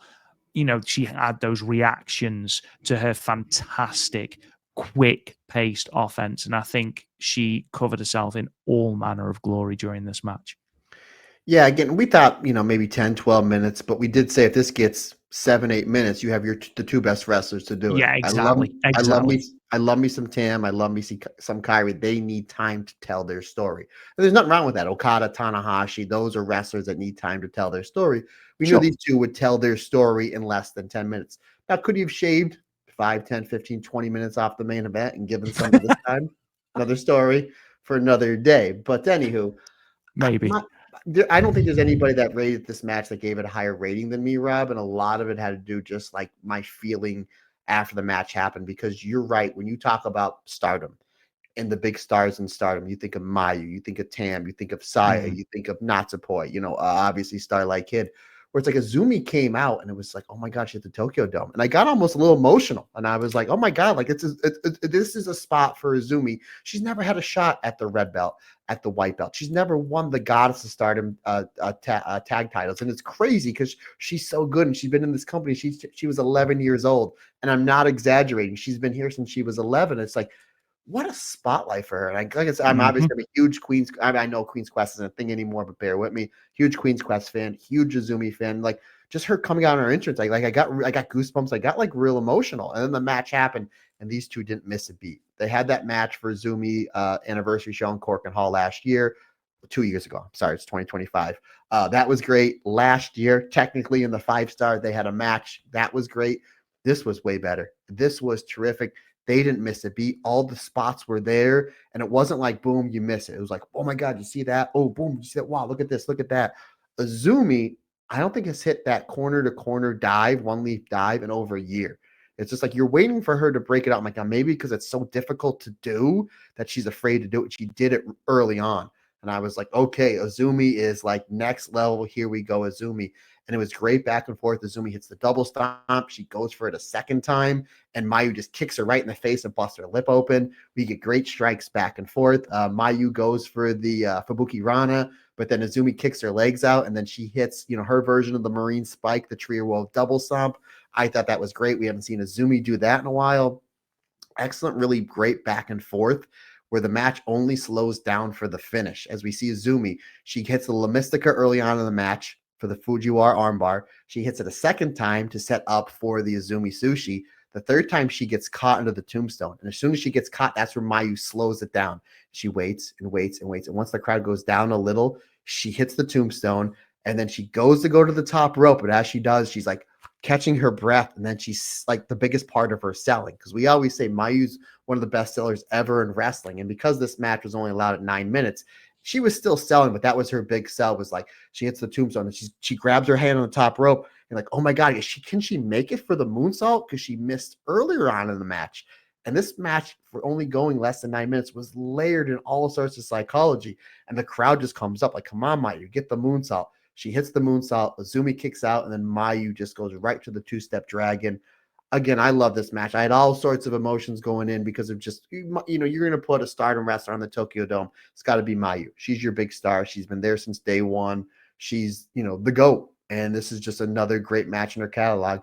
But for the Azumi fans, this meant so much. For the Stardom fans, this meant so much. This was my second favorite match of the entire show. I thought the only other match that was better than this was Takeshita and Shingo. And I've taken my Stardom bias out. I thought this was, for them to go less than 9 minutes, the girls really stole the show. Again, people are going to say I'm crazy at my rating, but I don't care because of just how this match made me feel. I had 4.5 stars. I love this. I love this. I think you're absolutely right. The fact that had it gone a little bit longer, we would have loved to have seen it, but it was perfect. The storytelling of this match was absolutely perfect. Yeah, I gave it 4 stars. I loved this match. I thought they did exactly what we knew they could do with the allotted time that they were given, and full credit to it, to the point where Kirsty came downstairs during this match and was blown away by what Azumi can do. She does not care about pro wrestling at all. She's in for a treat in Vegas, buddy. She's gonna hate us. Oh, she's going all in, like, pun intended. She said, like, because I was saying, like, oh, they've released the dates and things for the collective, and she was like, I'm gonna go all in. There might be the odd show where I'm like, no, I need to chill, and I was like, yeah, that's fine. But can't wait to see her reaction on Bloodsport if she does go to that. Well, be one of the first ones we go to. Mate. Anyway, that's by the by. Chii, who's got like no appreciation of wrestling, was blown away by the ability and the natural skill of Azumi. And again, the story that these two were able to tell was just phenomenal. It really was. Azumi will get her moment without a shadow of a doubt. Yeah. Whether that's in front of a crowd like the one at the Tokyo Dome, because I think they released 24,107 people at the Tokyo Dome. She's probably not going to get it in front of a crowd like that, unfortunately, but she will get that moment. Never say never. Maybe she got her moment. Never. We always say sometimes you can win by losing. This was a big win for Azumi. This was a big win for Azumi, brother. Yeah. And I think if Stardom's stock continues to rise, and they do eventually run that Tokyo Dome show, whenever that is, whether that is in 2026, whether it's in 2027, I think you are looking very much at a potential main event in Azumi versus Starlight Kid, whether that is for the white belt or the red belt. They tease that. A lot of these Stardom wrestlers that were second at this show were like, I want to work the Tokyo Dome. I want to work the Tokyo Dome. I want to, like, it's right there. Guess what? Maybe you can all work the Tokyo Dome in one show that's called Stardom. Oh, exactly. Oh, the dream. But that wasn't the end of Stardom's participation over Wrestle Kingdom week, because we did have 2 matches over Wrestle Dynasty as well. And I am just going to say it, calling this a co-promoted show with Stardom wrestlers and having 2 Stardom wrestlers, one of which is on the pre-show, is laughable. That's my part being said. International Women's Cup. Go on. Who looked the best out of everybody? Wow. Mina freaking Shirakawa. Oh my God, we'll get into that. She out Mercedes. She did. She did out Mercedes. But yes, this 4-way did what it needed to do. It was a really good pre-show match. I don't think it should have been on the pre-show, but that's by the by. I thought Momo Watanabe did really, really well in this match. I enjoyed what I saw of Persephone. Willow Nightingale seemed to be the person this match was centered around up until the finish, where obviously we had the Athena and Tekla stuff. And we do just possibly need to talk about that bat shot from Momo Watanabe to the face of Athena, because she held absolutely nothing back with that. And I know it's a gimmicked bat. Obviously, I am fully aware it is not a full baseball bat. Otherwise, Athena's face would still be going. Jesus Christ, did Momo Watanabe leather Athena, and obviously getting the victory then with the Peach Sunrise to become the International Women's Cup winner was a great moment. Again, I wish this could have happened on the main show, but I don't want to take away from the fact here that Momo Watanabe has finally had a match at the Tokyo Dome, which is so long overdue, it's unreal. Won that match, won a giant ass trophy as well, and is now in possession of that title shot. And what should that title be? It should 1,000% be the high-speed title. No, it should obviously be the red belt. It should obviously be the red belt, and she should cash it in on Saya Kamatani. 1,000%, because that should be the time when Momo Watanabe leaves hate. However, that being said, I thought everybody that was in the ring got their time to shine. As I mentioned, Willow Nightingale was given a lot of the spotlight here. Big fan of Willow, so no problem with that whatsoever. Persephone, again, from what I saw of her, I thought she was good. Big powerhouse.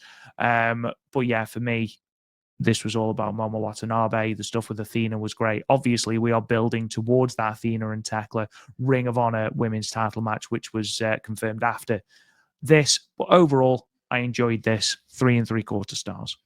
Do you think Momo won this match because she's the only one that didn't have to slug that trophy on a plane to go back to either this? But no. 1000%, because that's not carry on, that's another passenger. You got to buy a plane ticket for that. Absolutely. Lot to unpack here. I mean, again, Persephone, I've seen a little bit of her. I thought she was great here, but considering the fact that you have Willow and Athena speak English, Momo Watanabe speaks Japanese. Persephone, she works in CMLL, so my guess her native tongue is Spanish. So you have 3 different languages to kind of go through, and it's not a singles match or a tag match. It's a 4-way. So that could be a little tricky to do. Yeah, Willow Nightingale, as far as worldwide wrestling goes, she's the biggest star because she works for the biggest company in AEW. She was great here. Her stuff with Momo was terrific. I'm like, I want to see a Momo singles match with Willow Nightingale. Definitely want to see a Momo singles match with Athena. Persephone was terrific here. Let's give Persephone a little bit of a Stardom tour. Why not? She was great. Ultimately, I mean, again, great stuff back and forth. There was no missed time, no miscommunication. They took their time. Everybody looked excellent here. From what I was kind of told behind the scenes, that the bat shot to the face was Athena's idea.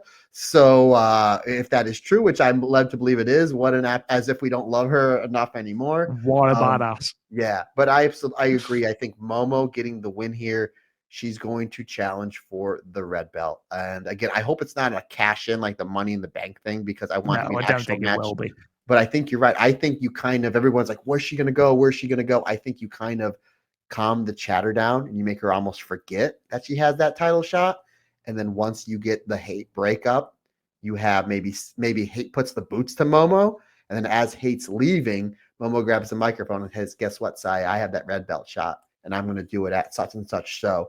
Boom, there you go. That's how you set that up. Again, I completely agree. This should have been on the main show. This is a really, really good show. I know it didn't draw as well as these companies would have liked, but this was a really solid show and a great way to start the show. I had this at 4 stars. This was terrific. Again, the fact that these matches are tough enough to do, but when you have 3 different language barriers to go through, and they pulled it off with really next to no hiccups, and you had a good finish, and you had a post-match angle with Tekla and Athena that's going to happen on Monday for the Ring of Honor championship. Great stuff. Again, 4 stars for me and great for Momo Watanabe. I know we're all thrilled. Yeah, absolutely. Again, don't forget Stardom was or had its name on this pay-per-view. 2 wrestlers and 2 women's matches. I see it right there. It's right there above the Y. I see it. Yep. 2 matches. Again, 2 women's matches. AEW has a women's division. I don't know if you know that. Ring of Honor as well. They had 1 match. They were also co-promoting this show. Anyway, that being said, this match, as again, was great. I thought, to be fair, there was only obviously the match we're going to talk about in a moment, Mercedes and Mina. I thought that was great. David Finlay and Brody King, I thought was very, very good. Obviously Kenny Omega and Gabe Kidd, mind-blowing match, absolutely tremendous. And I thought Zack Sabre Jr. and Ricochet was good because it didn't go 835 minutes. But yeah, that being said, we'll move on to the double title match, the undisputed British Women's Champion and the Strong Women's Champion as well, Mercedes Mone versus Mina Shirakawa. Mercedes Mone winning the match in 14 minutes and 6 seconds with the Money Maker. Mercedes Moné's done an interview about this match in the Money Mag, which is apparently her magazine that she releases, saying that she was basically having a panic attack prior to this match. She'd made a big she'd said about how the wrestling in the Tokyo Dome was a huge dream of hers.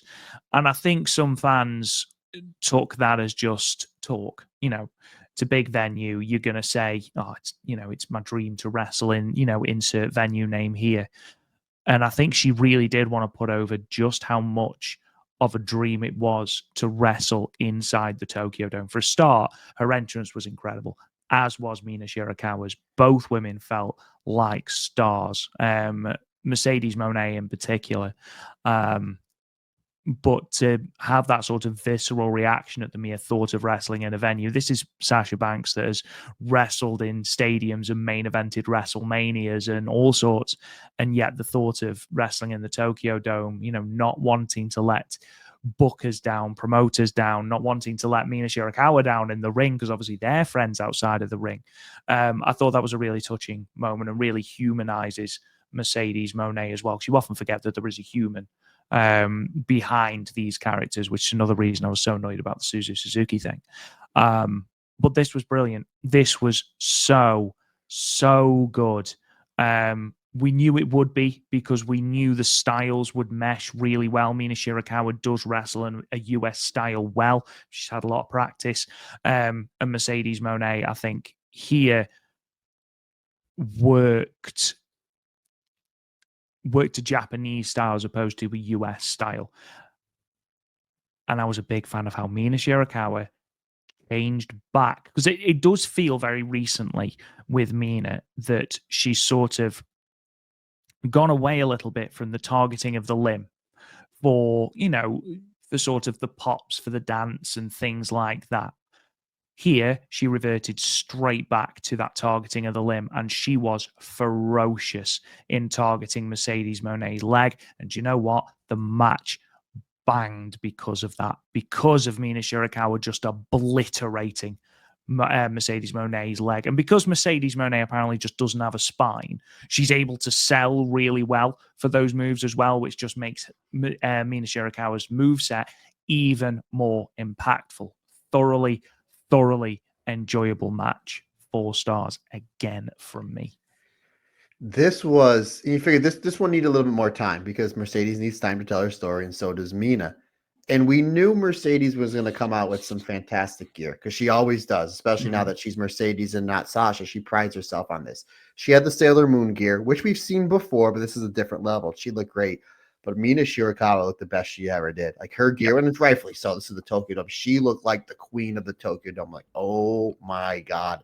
And then Mina, again, we love Mina. She's so entertaining on AEW TV, but like, she's working more of an American style. And I understand that she needs to slow down her style. She can't be doing implant DDTs, or top rope implant DDTs, and she can't be doing electric chair dragon screw leg whips. But it was almost like Mercedes is working Mercedes has been great with Charlotte Flair, with Bayley, Bianca Belair in that main event 37 WrestleMania match was great. She has her best matches against the Joshi. I mean, the Mayu, Azumi, Hazuki, Momo Watanabe, and this is another example. This is the best Mina Shirakawa match probably the last 2 years. I mean, this is really, she reverted back to the white belt chasing, ass kicking Mina Shirakawa. And you're absolutely right with the targeting of the limb, and it helps when Mercedes Mone is a next level seller. Considering the fact she's this big star and she's presented as larger than life, and the fact that Mina Shirakawa is putting this beating on Mercedes and Mercedes is selling it, very much like Azumi, Mina getting over with a loss. Getting over because you have this huge star on the run of her life as far as match quality goes, and she's selling this beating from Mina. She takes the top rope implant DDT. She takes the glorious driver Mina. Mina does the electric screw, dragon screw, which I forgot about until she hoisted her up. When's the last time she's done that? Great psychology back and forth. Mercedes mounts her comeback. She has bomb after bomb after bomb, the backstabber. She can't put Mina away. Mina gets to the ropes, or Mina kicks out, and Mercedes is selling frustration. And then she's back to selling the niche. So she's selling different levels to get Mina over. Eventually, though, she finally gets over the hump. She's able to put on her fighting spirit, because this is basically Joshi Mercedes Mone, which is the best Mercedes Mone. Fighting spirit, getting through all that pain, all the neck dumps, all the head dumps, all the crazy strikes. Mina's striking was on another level here. Another thing, Mercedes is not afraid to take these beatings from the Momos and the Hazukis and the Minas and the Mayus. Remember, Mayu kicked her and got that big lump on her head at All-Star Grand Queendom in 2023. The striking, everything, but eventually she just overcomes it and hits the moneymaker. This is storytelling on an epic level. This is the Mina Shirakawa we all love. This is all the Mina Shirakawa we want. Mina, 4.5 stars for me. I like this almost as much as Mayu and Azumi. I thought this was terrific. And again, Mercedes Mone selling, getting over a Stardom wrestler to the next level. I think Mercedes Mone at the moment is on her best run post WWE. 100%. The Statlander matches. Statlander, Hazuki, and now Mina. And I would argue, just piggybacking on your point, I would argue that this is Mina Shirakawa's best singles match since Natsupoi for the white belt. I would say the TAM match. I know nobody likes to finish that TAM double title match. It so sours good. it so much for me. I So do good. think it was a good match, but I thoroughly enjoyed the Natsupoi match. I think the Natsupoi match was better. Whether this is better than the Tam match, obviously, is up for debate. But I think certainly since 2023, this is Mina's best match Yeah, since early 2023. Probably the end. She had a really good 5-star as well. But I mean, She had a good 5-star. She had a good 5-star. She was underutilized in that 5-star, in my opinion, though. But this was great, and she was able to have this match looking like the queen of the Tokyo Dome. Absolutely. And it even made it even bigger when she was coming in with that, and you had all the members of EXV all in the We Want Mina shirts. That looks like a comic book. They look really cool. As if I need another wrestling shirt, but I'll probably buy that. And they had her, they all let her into the ring. She just made like a bigger star, and then Mercedes even made her look like a bigger star. This is how pro wrestling's done, folks. This is how business is done in the right way. Mercedes gets a win, but everybody's talking about Mina. That's how business is done, and they want a rematch. Like, you just sold more tickets for your rematch that you didn't even officially announce yet, because it won't be official. Say it, Rob. Won't be official until we get a match graphic, Matt. And it's funny you should say that, because what we do have as official, just before we kick into EO and Kairi Watch and then let these good people go back about their daily lives, because good grief, how have we gone nearly, again, 2 hours and 40 minutes? Just absolutely ridiculous. We have got something of a schedule for the next 3 shows. And I say something of a schedule because there is no Hanako, Mina Shirakawa, Azumi Maika, or Mayu on any of these 3 cards because they're in the US for Battle in the Valley. A mixture of Ruaka, Hanan, and Rian are also missing from these cards because they are going to be taking part on their own respective coming of age ceremonies. So they are missing from this card. We're also missing Konami through injury. So they've had to sort of try and get these cards together as best they can. And they haven't helped themselves by the fact that they have announced a #1 contendership tournament for the Artist of Stardom belts, which sort of, again, you're missing quite a chunkier roster. So it was poor timing, really, to think about that. But we have got 3 shows, 2 from Chunichi Hall in Aichi, and then 1, obviously, from Korakuen Hall on Monday.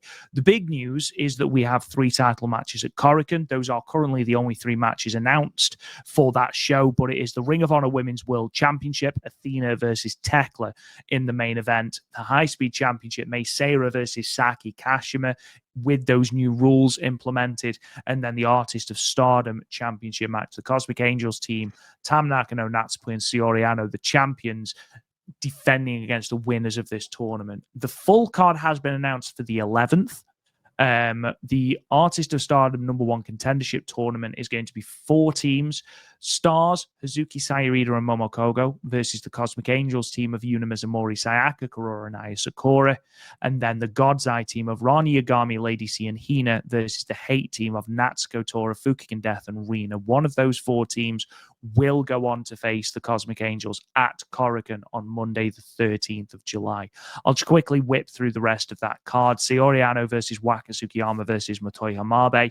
We've then got an 8-woman tag. The Neo Genesis team of Starlight Kid, Suzu Suzuki, Mei Seira, and Mio Amasaki will be taking on the God's Eye team of Shiori Saki Kashima, Tomoka Inaba, and Kyoko Komatsu. I know. We've then got the Meltier team of Tam Nakano and Natsupoi versus the Hate team of Azusa, Inaba, and Ruaka. And then in the main event, or what is billed currently as the main event, Hanan, Saya Ida, and Athena taking on Saya Kamatani, Momo Watanabe, and Tekla. The show from the 12th, which is also in Chunichi Hall in Aichi, we have just got very basic outlines, and I think a lot of this is going to depend on what happens on the 11th. The 12th, we have got the Artist of Stardom #1 contendership tournament final match. Team Athena versus Team Tekla. Team Mei Seira versus Team Saki Kashima. Again, number of participants and teammates will be announced later. And then the Cosmic Angels team of Tam Nakano, Natsupoi, and Sioriano will have a non-title match. But again, their opponents are yet to be confirmed. So the amount of people that we have missing from these cards, I think, is playing a little bit of havoc with the booking. But again, you play the hand that you're dealt. Of those 4 teams, Matt, who would you most like to see facing off against Cosmic Angels for the Artist of Stardom belts. The Stars team, it's Hazuki, Ida, and Kogo, right? Yeah, is there no Koguma on this card? Yeah, she's not on there either. For some reason, I thought maybe she got booked in the US, but I didn't see her. I don't understand why they didn't put her and Hazuki together. No, Koguma's not on there either. Yeah, maybe they gave, they've been giving wrestlers time off from here. Yeah, there, maybe. yeah. Yeah, maybe she's on a little vacation. Good for her. Good for her. But that's the way that I would go. Again, it all seems like they're makeshift teams here. But I think as far as, you're working Anu, Tam, and Natsupoi. And I know they released the match graphic. When I first saw the match graphic this morning, I thought Cosmic Angels was wrestling everybody on the start. That is one way to book when you haven't got some of your roster, just have Cosmic Angels take on everyone. Yeah, it's Tam, Natsupoi, and Soriano who are striking in that, and then it's just little bits of just the heads of the rest of the roster. Absolutely. But you can go any way with it. It's going to be great because it's Stardom, and especially they're going to be working Tam, Soriano, and Natsupoi, three of the best workers in the best wrestling company in the world. But for me, Cork and Hall, it's got to be Hazuki, Ida, and Momo Kogo. Hazuki over, Saya Ida over, Momo Kogo crazy over for someone that's a mid-card wrestler in Cork and Hall. To me, that'd be the way to go. What about you, partner? Yeah, it's got to be Stars. I'd like to see Cosmic Angels versus Cosmic Angels. That'd be good too. Yeah, that would be good. I think the winner of that first match, Stars versus Cosmic Angels, whoever wins that match will go on to Korakuen. So Hate is confirmed to win. Hate is confirmed to win now. Yeah. We've just picked 2 teams out of 4, 50% chance.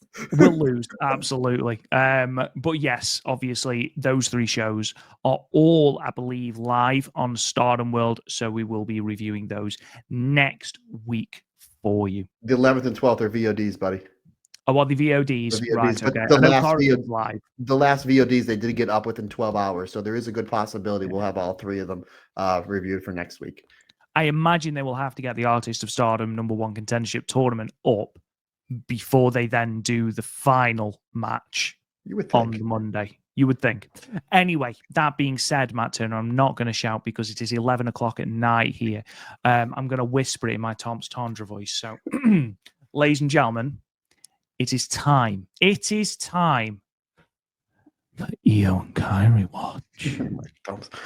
There's no Tom's Tundra in this match, but we did get a big lockup to start, which I'm a big fan of. We get high-speed style offense. I'm sorry, I'm getting ahead of myself. Io versus Lila Valkyria, semifinals for the Intercontinental Championship Tournament. We get a big lockup to start, high-speed offense between the two. These two have great chemistry. If you remember, they wrestled each other last year in the King of the Ring tournament semifinals. Lila Valkyria hits her Quesadora double stomp and then puts Io into the pendulum. Io fires back with some palm strikes. She hits some buzzsaw kicks and then the bullet train into the corner for a 2 count. Io follows up with the springboard Joshi style drop kick. Io goes to the top rope for the moonsault. However, Lila Valkyria stops the moonsault, slams Io off the top rope, hits this vicious John Woo style drop kick that Io sells like she's been shot out of a cannon. Eventually, Io comes back. She hits a German suplex for a 2 count. She does the Chaos Theory German suplex, which you remember from her World of Stardom Championship run. She did quite a bit. Once Lila kicks out of that, the crowd gets really, really hot, rallying behind both wrestlers. This is awesome chance back and forth. Lila tries to get a breath of fresh air by going to the outside. Rob Goodwin, there's no safe place in the building when you're in the ring with Io. Hits a moonsault to the floor. Another bullet train for a 2 count. She goes to the top rope, misses the moonsault. We get some great back and forth, almost Azumi Starlight Kid style, 2 counts, the high speed style, back and forth. But eventually, it's a European clutch that catches one Io Sky, Io Shirai, as Lila Valkyria gets another win over Io and advances to the finals where she would take on Dakota Kai. So very interesting to see who's going to be the first women's Intercontinental Champion. For me, it's a win-win. Obviously, I'm a huge fan of Dakota Kai. Lila Valkyria, she's terrific, especially in her matches with Io. But this is a really, really good one. If you folks have not checked this one out yet, take time to watch. This was Raw 2 weeks ago. Obviously, this past week we had Raw on Netflix, 3 hours, 4 matches. Another story for another day. But this is, if you want wrestling, watch Io versus Lila Valkyria from Raw just about a week and a half ago. It was really, really good. And with that, ladies and gentlemen, we will end the broadcast. But before we do, Matt, I know that you wanted to give a shout out to a friend of the show and plug their book that you can buy right now. Yeah, Matt Charlton, obviously huge friend of the show, fan of the show. He did all the artwork for Rob's books. Obviously, Chasing the Dream, Living the Dream, which you can get those on Amazon. But if you go on to Amazon, type in Matt Charlton, you'll see all of his. He has 4 books, the 3 J Crown books, which my wife did get me the first one for Christmas, and I absolutely loved it. But he has a new book that is out. I actually ordered it. Might be in a day or two, which I will cheaply plug on this podcast, very much like I do your books, good sir. But yeah, give Matt some love. Rob is going to plug the Amazon link in the show notes, and if you haven't, definitely check out his other books. Matt obviously has known Rob quite a bit because they've been working on, obviously did all the illustration on Rob's 2 books, and I've gotten really friendly with Matt over the past year or so. And just as to say he's an A+ guy would be an understatement. I mean, just super nice guy. Yeah. I commissioned him for just to do a pencil drawing of me, Rob, and Mayu from last year at WrestleMania weekend, and he sent it over. He charged me next to no money for it, which I told him I will overpay. And then he sent 4 other sketches in there as well, so which I didn't need. I mean, he's just an A+ guy, super nice guy. You could see a lot of his artwork is in Pro Wrestling Illustrated. They do highlight a lot of his work in the Pro Wrestling Illustrated. But yeah, guys, when you get a chance, definitely check out Matt Charlton's book. And again, we'll tag it in the show notes. It's definitely well worth your time and money because Matt is a phenomenal artist and even a better human. Absolutely. There is a world of wrestling going on is the new book, where he goes through, I believe, 365 matches. It's either a match for every day or a match for every week, and I can't remember. I have had a sneaky look at it, and it's tremendous. Mine is currently also ordered as well. So yeah, Shining Wizard Design on social media, or Matt Charlton, obviously the brother of Chris Charlton, who we know from New Japan. Great guy. Honestly, one of the nicest guys that you'll ever meet. So yeah. Ladies and gentlemen, thank you so much for joining us on this episode of the Stardom Cast. We hope you have enjoyed it. Don't forget that you can subscribe to the podcast wherever you get your podcasts. We are literally everywhere. If you could leave us a 5-star review and a comment if you think we've earned it, that would be great. Would really help the podcast out and would help us be exposed to even more people to talk some good old-fashioned Joshi to them. You can, of course, subscribe to our Patreon, patreon.com/the Stardom Cast, where you can get all of these episodes early and ad-free for as little as a solitary $1 per month. You can check out the website www.talkjoshi.com for all of the news coming out of Stardom and out of Marigold, as well as all the stats, histories, and all of the records and attendances for both companies. They are completely up to date from 2011 all the way through to 2025 for Stardom, and of course 24 and 25 for Marigold. You can find us on social media at the Stardom Cast or on Talk Joshi on Instagram, Blue Sky, and Threads. And finally, you can find me on Twitter if you so wish. It's at Real Rob Goodwin. Matt Turner, for the love of all that is holy, sign us off, good sir. Yeah, we thought we were going 2 hours. We went 3. Anyway, questions, comments, suggestions, anything you need from me, Matt Turner OF on the Instagram, on the Twitter, and the Blue Sky. If you want to shoot me an email, that's perfectly fine. The email address is the StardomCast22@gmail.com. Folks, that's going to wrap it up for the very first fun-filled episode of the Stardom Cast of the new year. We greatly appreciate your support. Can't do without you. It's like I always say, it's just not my podcast. It's our podcast. Because we're all together. Everybody's different. Everybody's special.